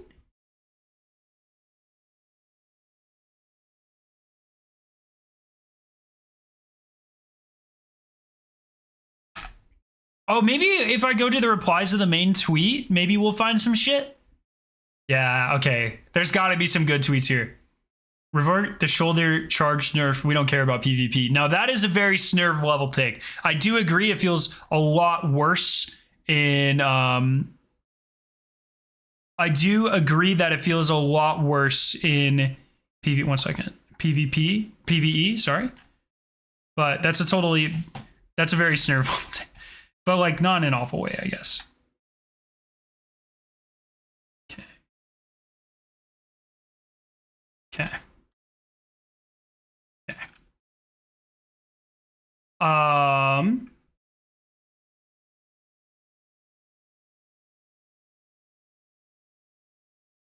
Sorry, I wanted to make it big enough.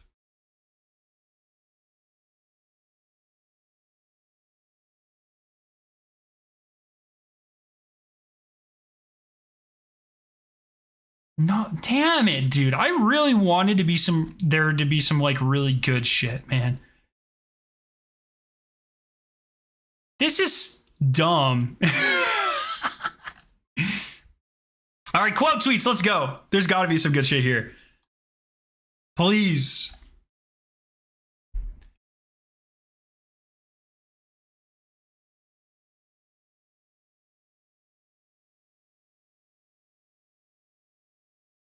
Bungie doesn't give a shit about your feedback. Zero replayability. Seasons are repetitive. Weapons are reskinned. Content is dried. PvP is awful. Feedback is pointless. Without microtransactions, this game would make zero money. Destiny 2 is fucked.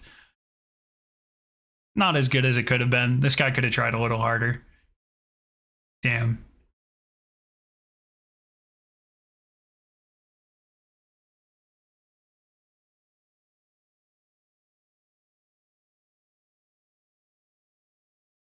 Damn it, dude.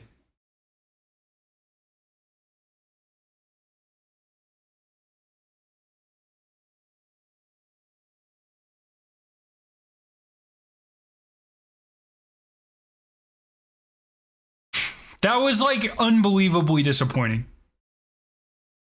Scare gets mad when the Destiny community is actually serious about the game. Yeah, one of my favorite things, like laughing at people who are just like 12 years old and super toxic. So, okay. We're gonna do salvage. The best game mode in the entire game, by the way. Is this match made? It says there's matchmaking.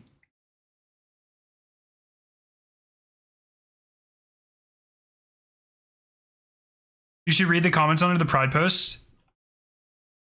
Oh, God damn.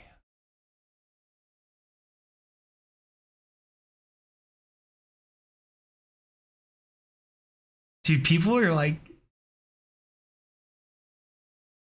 This is... So there's no matchmaking here? Read it? Dude, I don't fucking care. I love... One of my favorite things is like...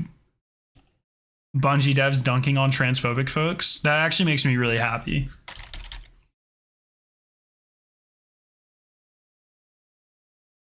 Was it a Bungie tweet or was it a... No, it was a Destiny tweet, wasn't it? It's not match made? Damn it. Okay.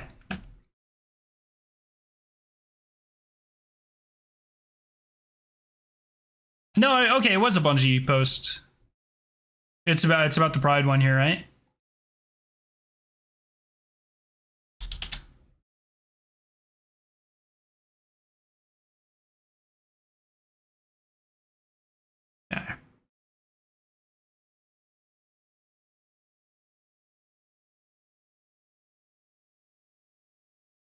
Still waiting for a post about Men's Health Month. I see so many people use this. Well, I think it's men's mental health, by the way.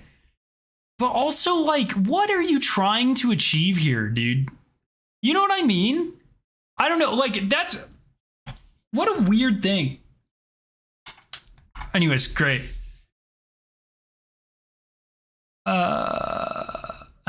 Normally, Bungie works quick to patch unintended farms, so I have to assume the block list farm in these comments is an intended feature. That's pretty good. Where's my military emblem? That's actually my favorite. I love when people say that shit. You got the Scarab. If you can solo the GMs, you can solo this. And bro, I got nothing to prove. Honest question here, what's the blue, pink, and white stand for? That's an interesting question. I saw a post the other day. So if you look at the US flag code, it does not specify technically what shade of red and what shade of blue you have to use. So if you took the trans flag and you added stars, 50 stars to the top and bottom, I believe, or like maybe there's some rearranging, but it actually meets like the US flag code officially, which I thought was pretty funny. There's a subreddit I love where it's just like stupid flags. There's like a name for the study of flags, and there's a subreddit that's just that, and it's just ridiculous, and I love it.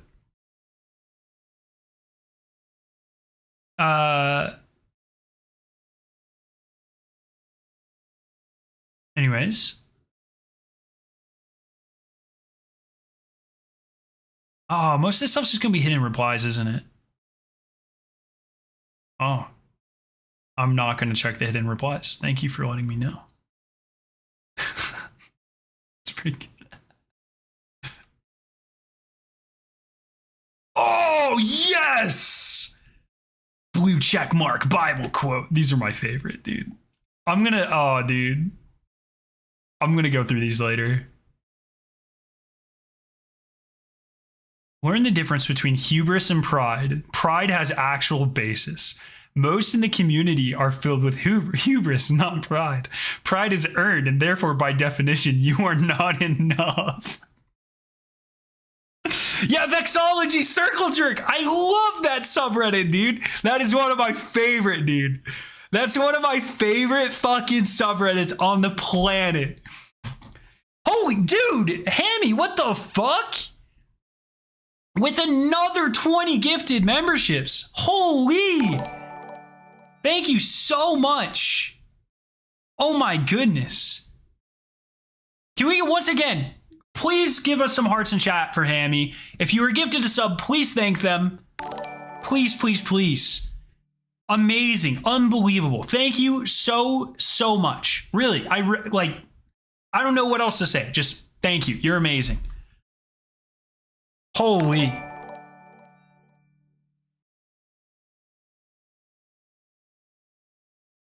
Damn it, dude. Oh, the hidden supply. Can anyone confirm to me that there's no like... I might take this off of the screen and check out the hidden... That's fucked up. What a fucking weird meme, dude. What the heck? Okay. I'm gonna check the hidden replies. I just want to make sure there's no like porn in there or anything that'll get me banned from YouTube. Hidden replies. Oh, it's all the basic shit, dude.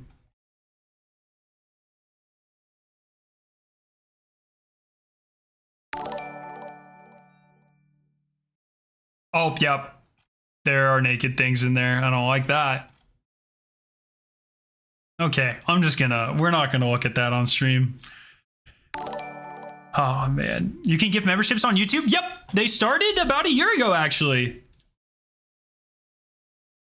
Scare out, you're expecting bigots to be original, good one? Dude, a man can hope.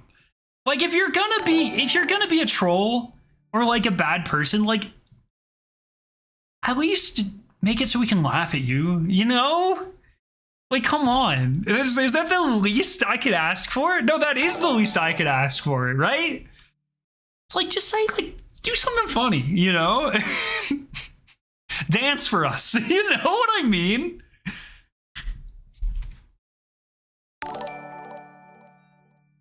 Do I think legally recoloring the US flag is respectful? No. Do I find it funny as fuck? Hell yes, let's go. Honestly, like, I think people take that shit way too seriously, you know? It just doesn't matter. If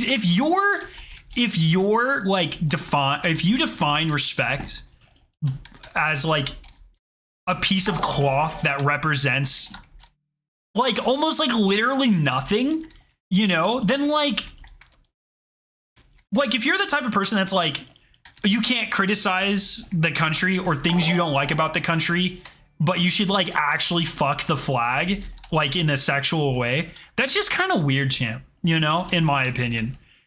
Am I alone? Did I launch Legend? I did launch Legend, my bad. I just like, just a flag, like it's really not that big of a deal, you know? Every country has one. Oh, game's still muted, thank you. I think you should take Destiny 2 seriously. That is an objective fact. You also use the wrong form of 2, but yes, I do.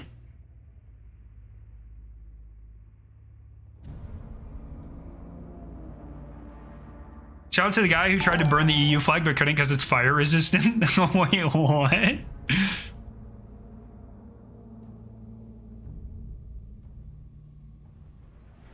The thing is that it represents a lot of people that have given their lives for a country, and so servicemen have a lot of respect for it. I mean, there are a lot of aspects of our life that represent sacrifice, right? I think assigning all of that to a symbol is kind of a waste, you know? It's kind of like, if the only form of respect that you have for our servicemen and women is respecting the symbol of a country that was invented, 250 years ago, and not the let's say the morals or like the rights that they fought for, if the only thing you respect is an arbitrary symbol, then I think that is not genuine. I think this is sort of like, I really dislike the idea of like Thanksgiving or like these sorts of holidays where like you dedicate one day out of the year to give thanks or these sorts of things. Like,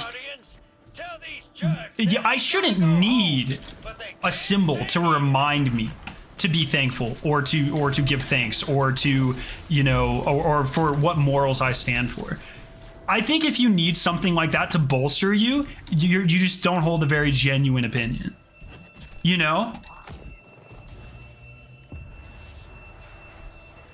We're in this fight together. Time to get this arcology back in operation. So once again, Steven, I think I just addressed that. If your only metric of respecting the sacrifices of the men and women who have fought and died and gone injured and given their lives and everything else for this country is a symbol, then once again, I think that is a very not genuine. That's not a very genuine way to show respect or give thanks. 100%. I mean, that's just it, Of course, I respect our servicemen and women, and every chance I get, I try to give back in whatever way I can, or raise awareness, or thank them, or whatever you want to say. But if the only way you do that is by saying, I love this flag, and you should treat this piece of cloth with respect instead of the actual people themselves, or the people that they fight to protect, or the rights they fight to protect, then I think you're misguided and it's not genuine.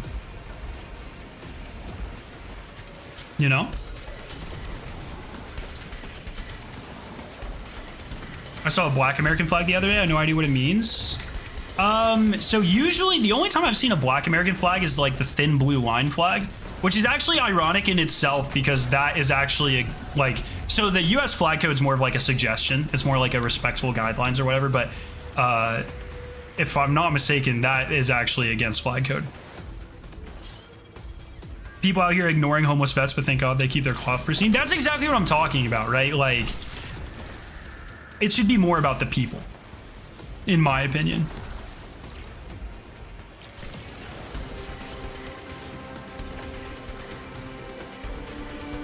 Yeah, I don't know. But that's neither here nor there.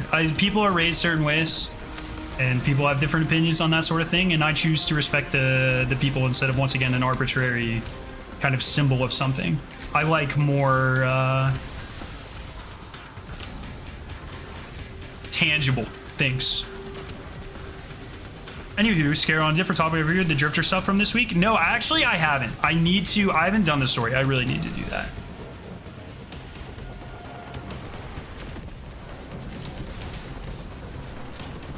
You should use Sunshot? Ain't no fucking way I'm using Sunshot.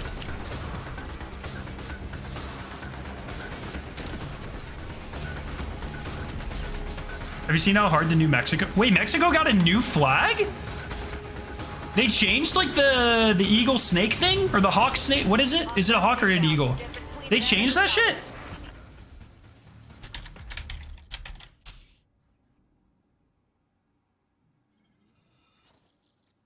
Oh, New Mexico. Bro, you said the New Mexico flag. Can't you see how that's misleading? Oh, just the yellow and red thing? Yeah, I've seen that. That's fine. I don't know. I really like flags that are like uniquely shaped. Like, is it Nepal that has like the double triangle flag? Like, that's cool as shit, dude.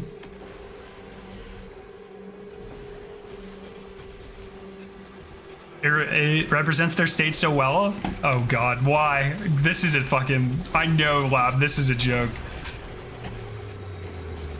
Oh, hell yeah, Shadow, let's go. I think it's Nepal. I think there are 2 flags on the planet, if I'm not mistaken, like country flags that aren't rectangles. I don't remember what the second one is, but I believe Nepal is one of them. And it's like a cool, oh, just let me, why am I fucking talking about my ass? Let's just look at it, Nepal flag. I believe it's like a double triangle thing. Yeah, check this shit out. This is dope, man. Fuck rectangles. This is awesome. What's the other one? What countries have not rectangle flags?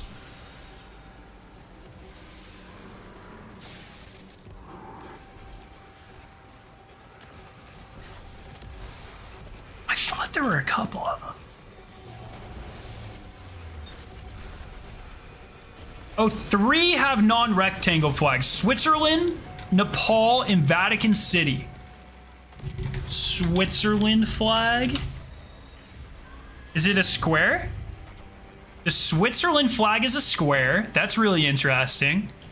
And then the Vatican City flag.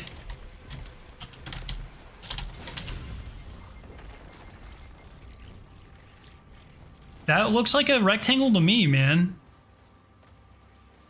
I think I just got lied to. That is straight up a rectangle.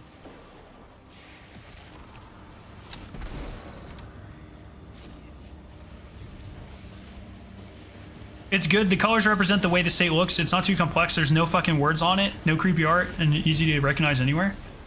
How many? Why did you specify no words on it? That's like, I can't think of many flags that do, like the, is it Saudi Arabia? I think has words on it, like Arabic, right?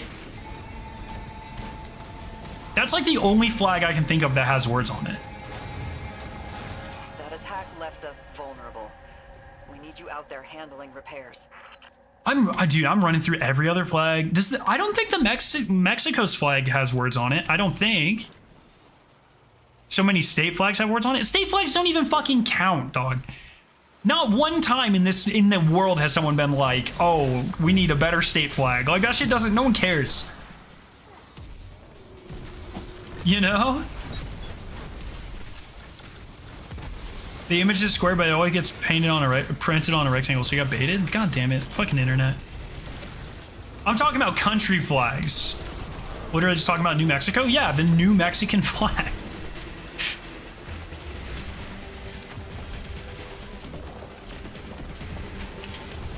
We learned the other day that, there have been 27 versions of the American flag, like official versions, because they add stars every time, which I believe is the most out of any country ever, I think is what they said, which is kind of nuts. Mexican flag has no words, just sick ass bird and snake. See, the Mexican one's really cool because it ties into like Aztec lore, which is cool as shit. Or like, I guess it's less of, lore is a weird word to use, but like Aztec culture and history, which is like, that's cool as fuck, you know? We've got some downtime. Watch this video. Link it to me on Discord. America wins again.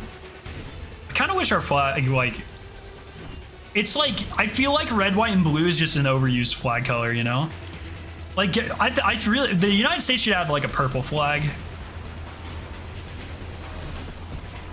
Just something unique. Like, what's like the least used color on flags? It's got to be like purple. I bet there's not a lot of pink flags. The Welsh flag? I'll check out the...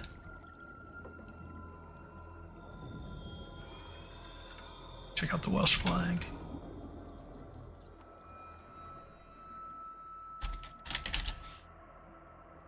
Oh, that's sick, dude. See, we need a fucking dragon on our flag, man. Yellow isn't a really common color. Let's see. Flags that have yellow. Ukraine? Does Spain have yellow? Or no, I don't think Spain has yellow. Does it?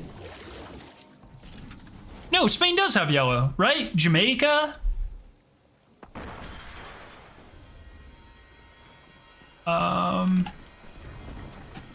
Brazil?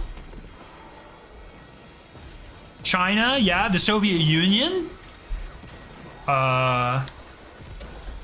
What's the Japan flag look like?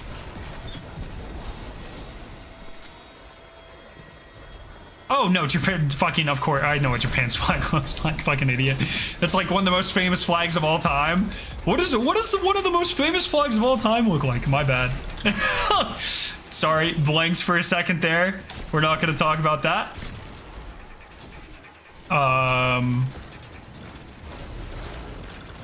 Like, Sweden has yellow, right? It's like the blue with the yellow cross in it.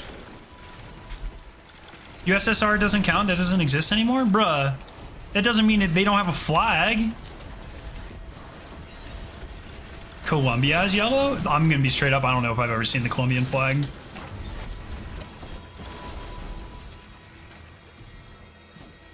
Does IKEA have a flag?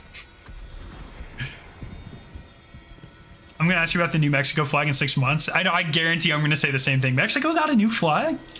Germany has yellow? What does the German flag look like? Oh, duh. That's what the German flag looks like, of course.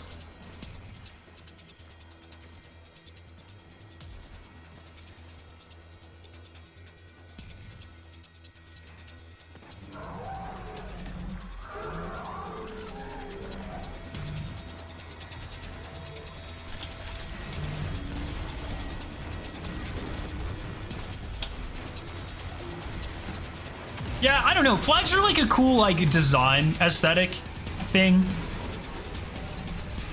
But like I think countries just got to get a little bit more creative, man. That's where I'm at in my life.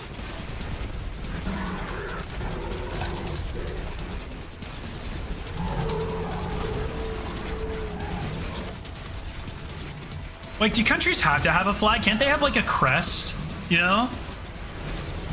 I guess you can just put a crest on the flag. If all flags weren't rectangular, they'd be way cooler, I agree. Like fucking like naval flags, like that shit's sick, you know?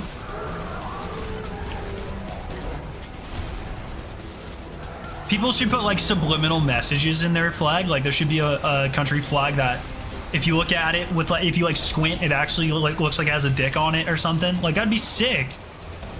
You know, shit like that.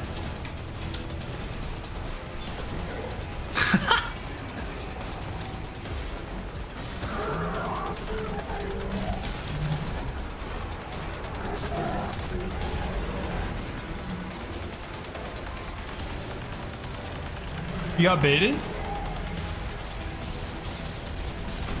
No, alright, David. I'm gonna fucking ban you from chat, dog. What the fuck? I wonder why they just stopped kind of doing crests, because, you know, crests are more of like a familial thing, and there's a lot of families. And also, like, they're just kind of dumb. I don't know. I'm not huge into symbols, except for like just being like, oh yeah, this flag's dope. You know?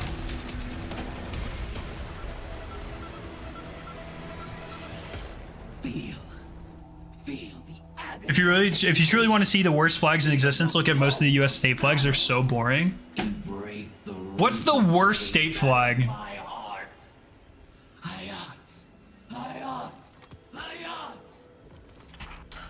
Give me the worst state flags and we'll look them up and we'll review them.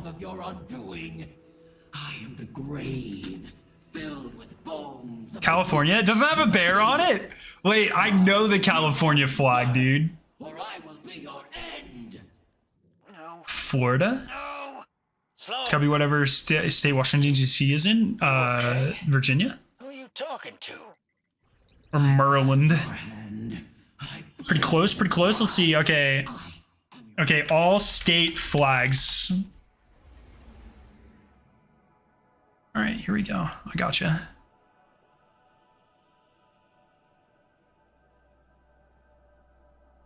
Bro, thanks for giving me a fucking... like a fucking 240p picture Wikipedia.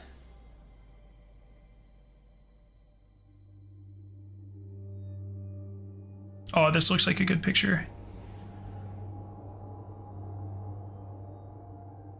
Please be a decent size.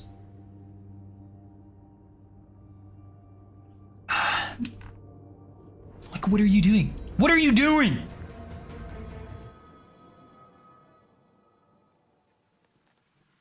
Oh, this might be a better... Okay, this is better. Oh, I knew that. Because that's an alternative logo for the Avalanche in the Rockies. Why is there so much fucking blue, man? I didn't realize this. Oh, Ohio's is a rectangle? Fuck, man, I'm not a fan of Ohio, but that flag kind of hits. South Carolina's got a good flag. There's just the palm tree and the moon. That's cool.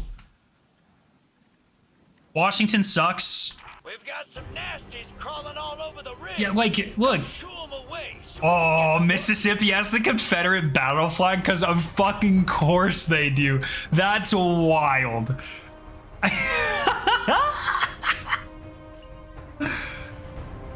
Alaska's is sick. Arizona's is sick. I like California's. I don't give a fuck. Maryland's is not great. Yeah, okay, New Mexico and South Carolina probably have the best too. And maybe Alaska up there.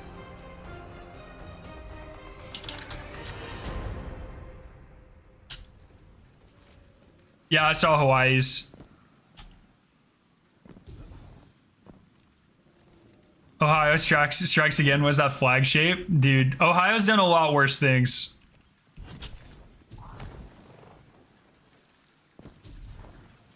Do you know strain is based off of string theory? Yeah. Come on down, fellas. So, I mean, sort of. That's not really how string theory works, but... I liked Alaska's, actually. It's kind of cool.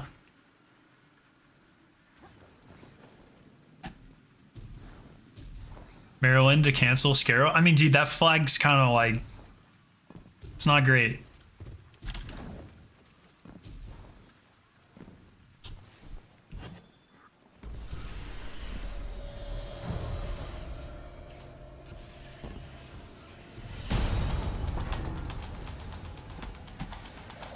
Oh no.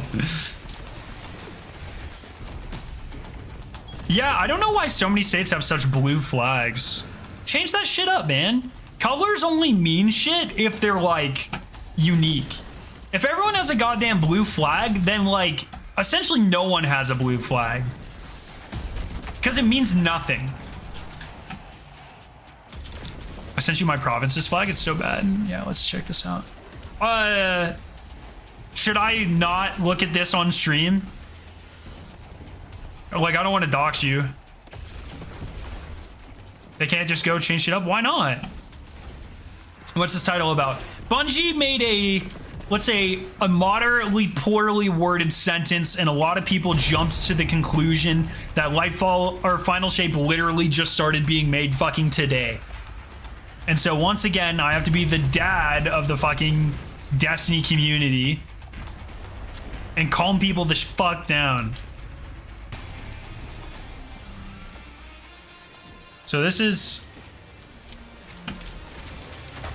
Bruh, can you stop shooting me? This is Lab's flag. I mean, that's kind of cool. There's definitely worse. Literally just drop the new state flag like it's merch. Yeah, dude, people rebrand all the time. There are like literally content creators with more followers than like some states have like fucking people living in them. You know? That'll rebrand. Goddamn Rhode Island can make a new flag if they want to, you know?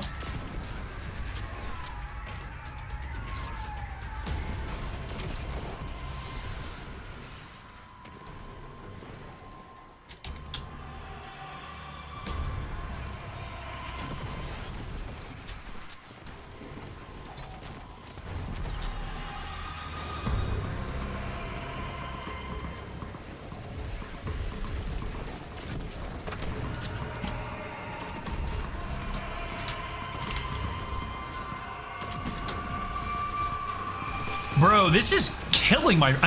I'm getting 50 frames with a fucking 4090 right now. What is happening? Down there. Otherwise, we're dead in the water. Bro. This, I think the new drivers... I downloaded new drivers for... Am I locked at a lower frame rate? I have a 10900. It is definitely... Wait, yeah, let me check. Let me check, actually. That's a good question. I'm definitely bottlenecked by my CPU. Yeah, okay. It's probably a CPU problem then. I'll keep this up. Yeah, dude, my CPU's at 90% just running? What is happening? Something got worse, man. This has not been an issue for me.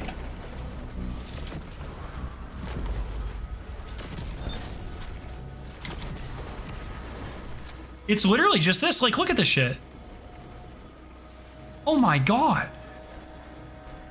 I'm literally running around in a fucking activity.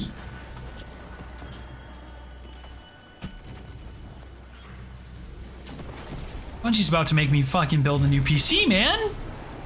Oh, that's tragic. There goes doing it flawless. Fuck.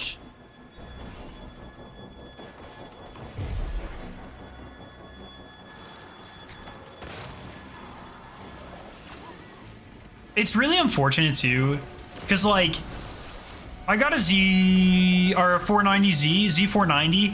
motherboard. I'm trying to remember. It's been a while since I built my PC. And like, I'm pretty sure 10th gen is the latest they go. Maybe they go 11th gen. But like, if I want to upgrade to, what are we on, 13th right now? Then I have to get a new motherboard. And if I get a new motherboard, then I have to like fucking reinstall every goddamn thing on the planet.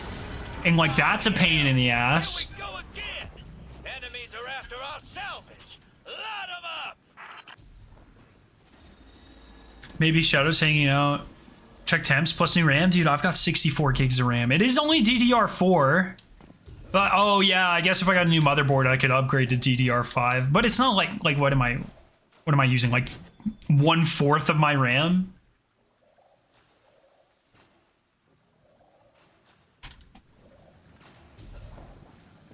Yeah, like my RAM's sitting at 30%. Like I kind of went way overkill. It was like real cheap. This was like right after COVID hit. So before everyone started building their computers, prices were like dirt cheap on everything. And so when I built my PC, I think I got 64 gigs of RAM for like 200 bucks, maybe 150, something like that. It was real cheap at Best Buy.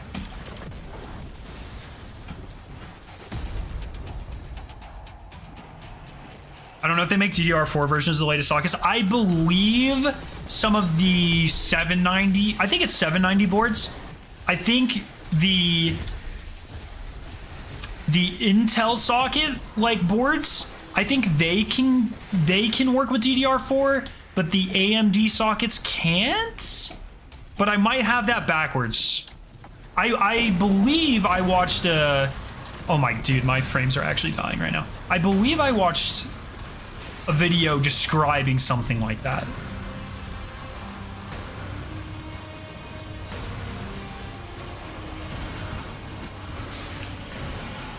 But I don't remember which way it goes.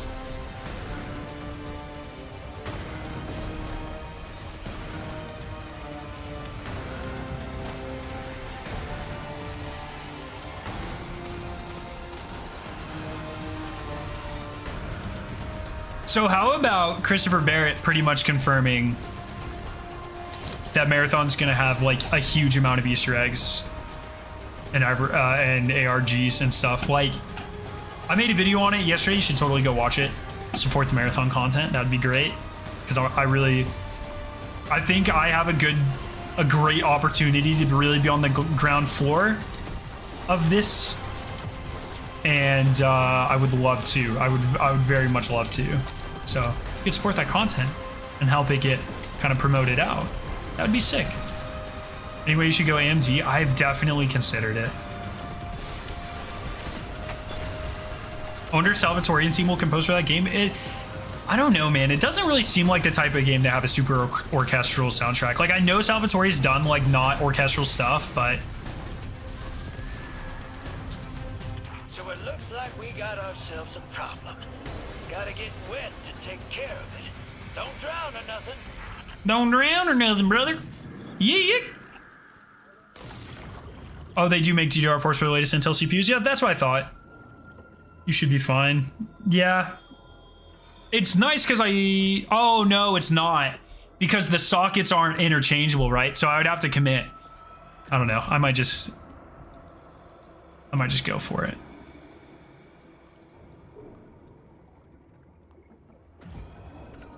I've always wanted to make like a streaming PC, but honestly, because of the 4090, I don't really need a streaming PC now, you know?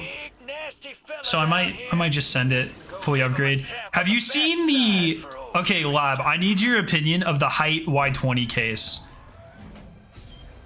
Because I think it looks fucking awesome. I think there's a lot of opportunities to do really cool things with it. But I've seen very mixed reactions. So I want your reaction. What do you think?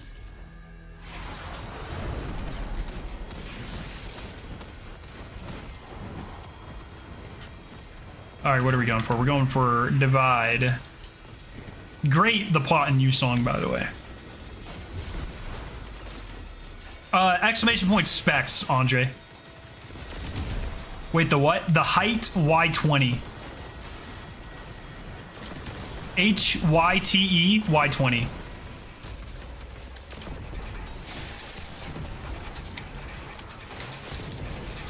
Is your spin salvage keys Triumph bugged? So it has been bugged, but they just fixed it. I just got it. I just progressed it with the last one, so I don't think I'm bugged. I have heard that it might not work on Legend, though. Based Plot and You enjoyer. Let's go. Turret.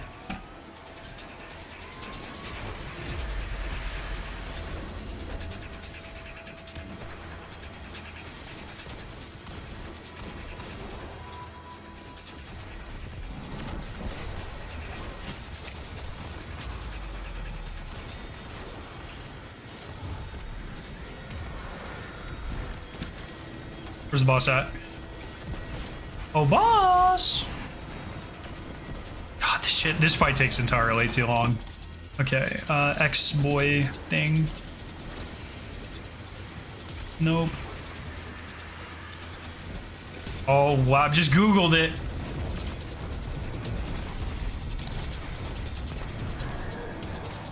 It looks like an industrial fridge. I love how it has the angled glass panel. I think that looks awesome.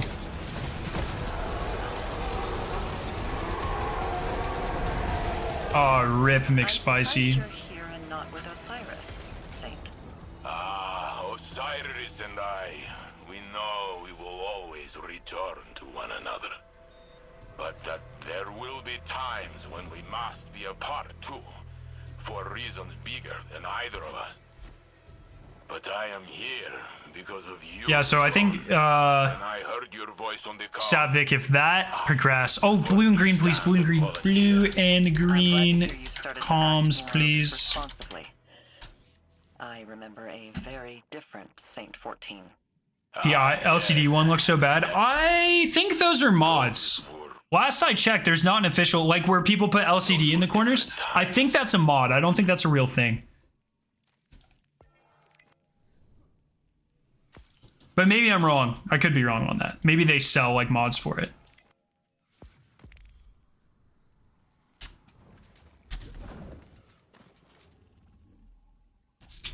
All right, I really gotta start doing these without dying.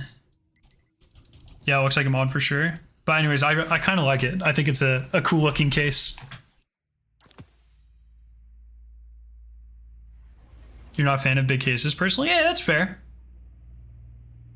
Asked for comms but doesn't give any. They didn't ask for comms back, bro. Why would I get, if they don't want them, why would I give them, man? What do you guys think about the underwater gameplay? So some of the uses are really cool. Some of the uses are really tedious. So I like them in deep dives, like the weekly missions, the first couple of times through. I think they're pretty cool. In the first encounter in the dungeon, or the second encounter in the dungeon, the first boss, excellent. The final boss of the dungeon feels kind of useless. Didn't really need to be there. And like the jumping puzzle in the dungeon, like, oh, it's cool, but it's just entirely too long. And that's just exemplified by the fact that underwater you're slower. So I think the underwater stuff is a very, very interesting and cool mechanic when used correctly, is my take on it. Yeah, so Savic, the regular ones are working, by the way. Is there a reason you want specific comms? Yeah, I have to get blue and green for this. Nope. Yeah, for this. 1530? What am I at? Oh!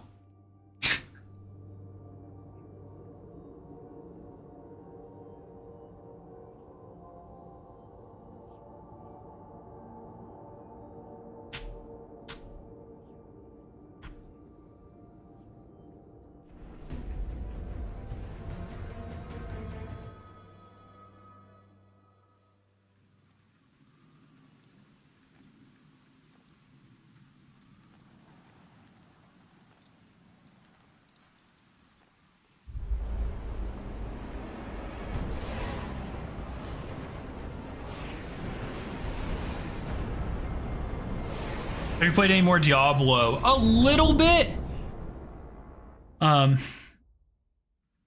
But mostly focusing on just getting Destiny Triumphs out of the way, so I can do that stuff.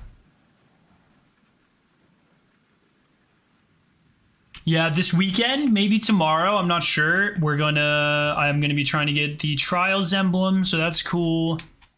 I definitely want to play a lot more Diablo, like, don't get me wrong. We've got some nasties. All right, can't die. Go shoo them away so we can get to work. Yeah, they updated Steam's UI. I saw that. Oh, not that. I thought it was the shift tab. My PC's so heavily bottlenecked by my CPU, dude. I feel that.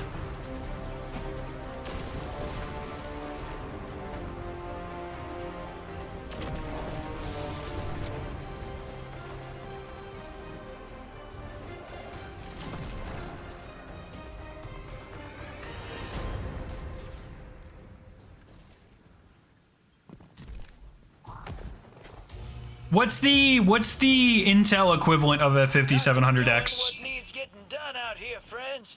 Need you to lend a hand. I am not very good at the Intel to AMD conversions. What the fuck?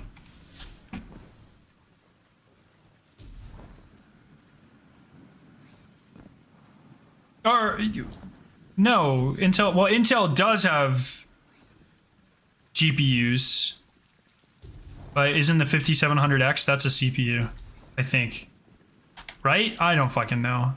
God, i7 12. Oh, you have a, Jesus fuck, man's out here balling. And that, wait, you're bottlenecked with that shit? What?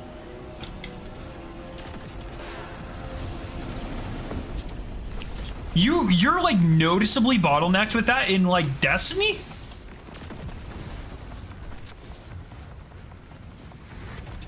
What the heck?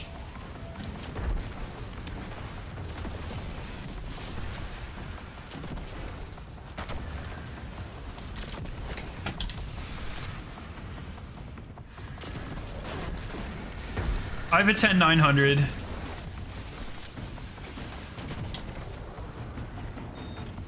Oh, I have a 10700. I actually didn't know that. I thought I had a 10900. Shit. absolute garbage. I'm just kidding. It's fine. It does fine. That's gotta be confusing with the GPU numbers. Yes, it is very confusing. So I would say CPU numbers to me are a little bit more confusing because they do all sorts of bullshit with them, where it's like, you know, it used to be 35700, but now it's, I don't even know if they make 300s anymore. I think it's mostly 57900s of whatever generation. And then you have like fucking Intel or yeah, AMD, who does like their own shit. That gets very confusing. The GPUs get confusing because AMD has a ridiculous naming scheme. Intel or NVIDIA used to have a ridiculous naming scheme, and then like Intel, or fuck me, I keep saying Intel. Well, Intel created their own GPU, which is its own thing, and then NVIDIA had a time where they were going like, oh, the Threadripper. I think Goliath was one of them or something, and so they just stopped with numbers for like the high-end ones. I think Titan was one. They gotta cut that shit, or they did cut that shit out. And now what NVIDIA does is they name like the architecture Turing architecture or whatever, you know? But then like their numbers, like they didn't really reset, but they kind of did a soft reset. It's like, so it's just, it's the equivalent of Xbox going Xbox, Xbox 360, Xbox One, Xbox Series X. You know, that's like the equivalent of NVIDIA's naming scheme when it comes to GPUs.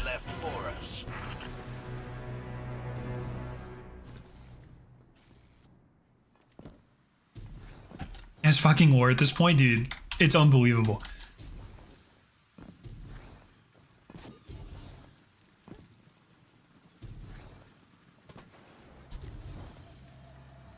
CPUs are actually extremely similar. Well, there you go. Why can't I just use 2 CPUs at the same time?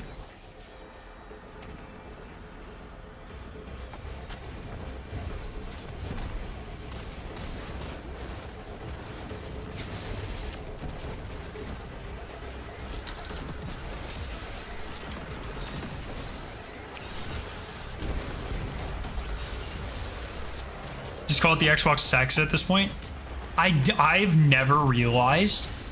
Oh my god, they need to make an Xbox Series E. Bro, my mind is absolutely fucking blown right now. Oh my goodness.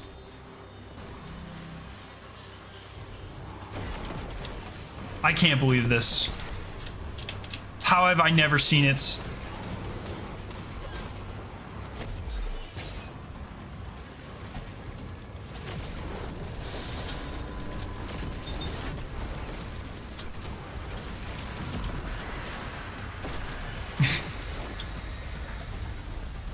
Ridiculous.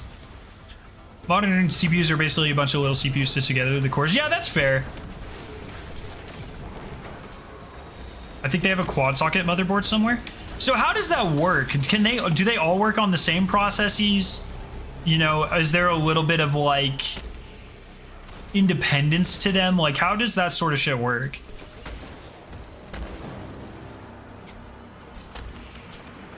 Also, by the way, the power draw on a quad CPU motherboard has to be fucked. Do all CPUs share the same RAM? Or if there's a quad socket motherboard, do they all have to have their own individual RAM? Like Tesla spells a lot of sexy cars, yeah, but Elon Musk can't be funny, so we're not gonna acknowledge that. Phil Spencer's way funnier. I mean, his name is Phil Spencer. He has 2 first names.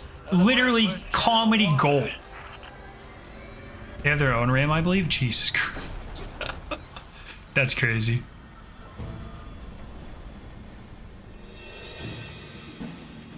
Oh, I'm not even paying attention.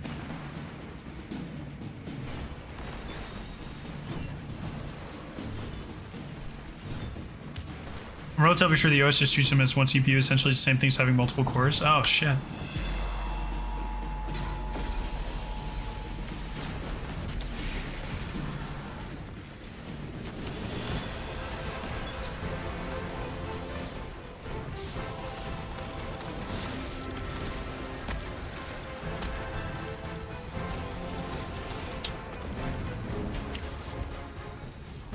computers are complicated, dude. True. Honestly, true. How do you cool? Yeah, it's just 4 fans that blow hot air in a circle. Damn, you guys have me in a building mood, man. Computer building's like one of those things where it's just like a little itch I get, and it's like, oh god, I really want to fucking do that. Do I have to do that? Probably not. Well, fuck me, I want to do that.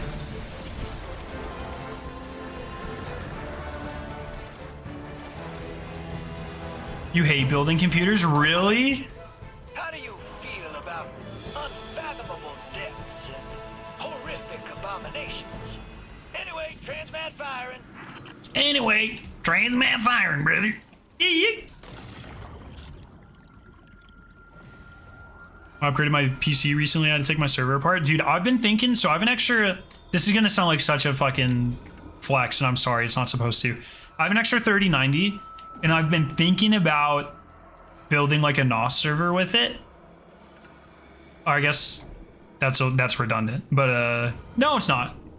I've been thinking about making, yeah, like a Plex server or and a NAS with it, but something's down.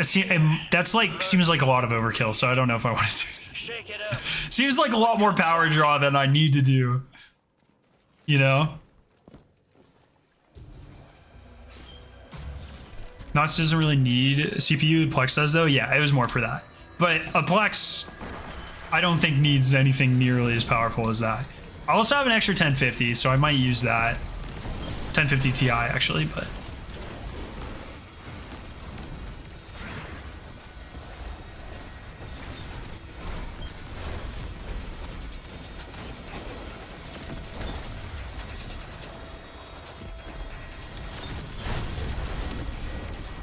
Roasted extra 3090. Well, so I bought a 3090 and then I used it for, you know, 2-3 years, and then the 4090 came out and then I got that. So extra 3090, you know.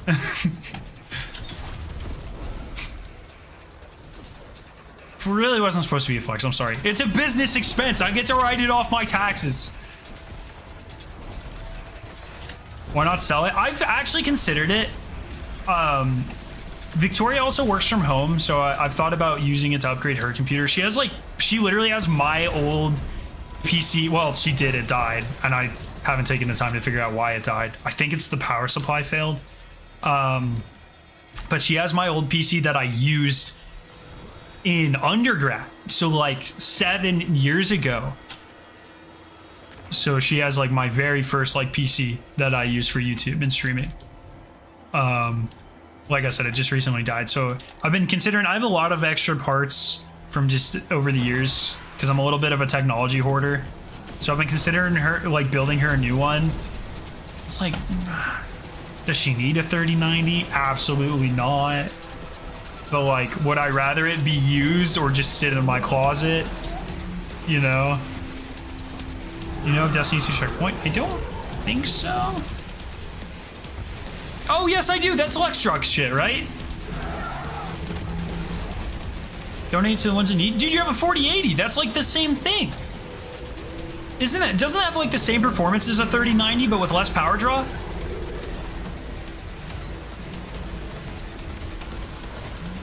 Oh, different dudes? Okay, what about him?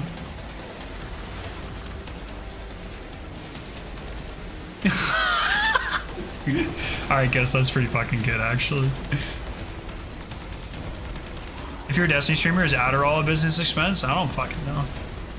Copium is, that's for sure. Gotta have on point zoom call graphics. Kinda true, I guess. They recently built a server for their checkpoint bots. It's got 2 Xeons and 4 GPUs. There's no... I guess... Yeah, never mind. I was gonna say there's no way that many people use it, but... Actually, I bet that many people use it. I'm hoarding 2 spare PCs, kind of mid, but I'm hoping I get something out of it. That's kind of like... It's one of those things, right? Where... Dude, I'm so bad with that. Where it's like... I keep like everything every time I upgrade. If I get a new router, if I get a new camera, if I get like new technology, I always keep the old stuff. 90% of it doesn't matter. But that 10%, when something comes in handy, you know, it is a feeling I cannot describe. You know? It's like, oh shit, I have a thing for this. And then, oh, you know, it's just such a good feeling. It's just such a good feeling, man.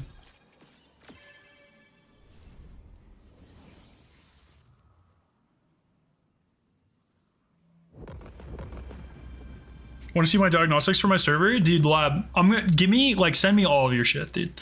I've been really heavily considering it for a while. So if you got like good ideas or things like that, then like hit me with it.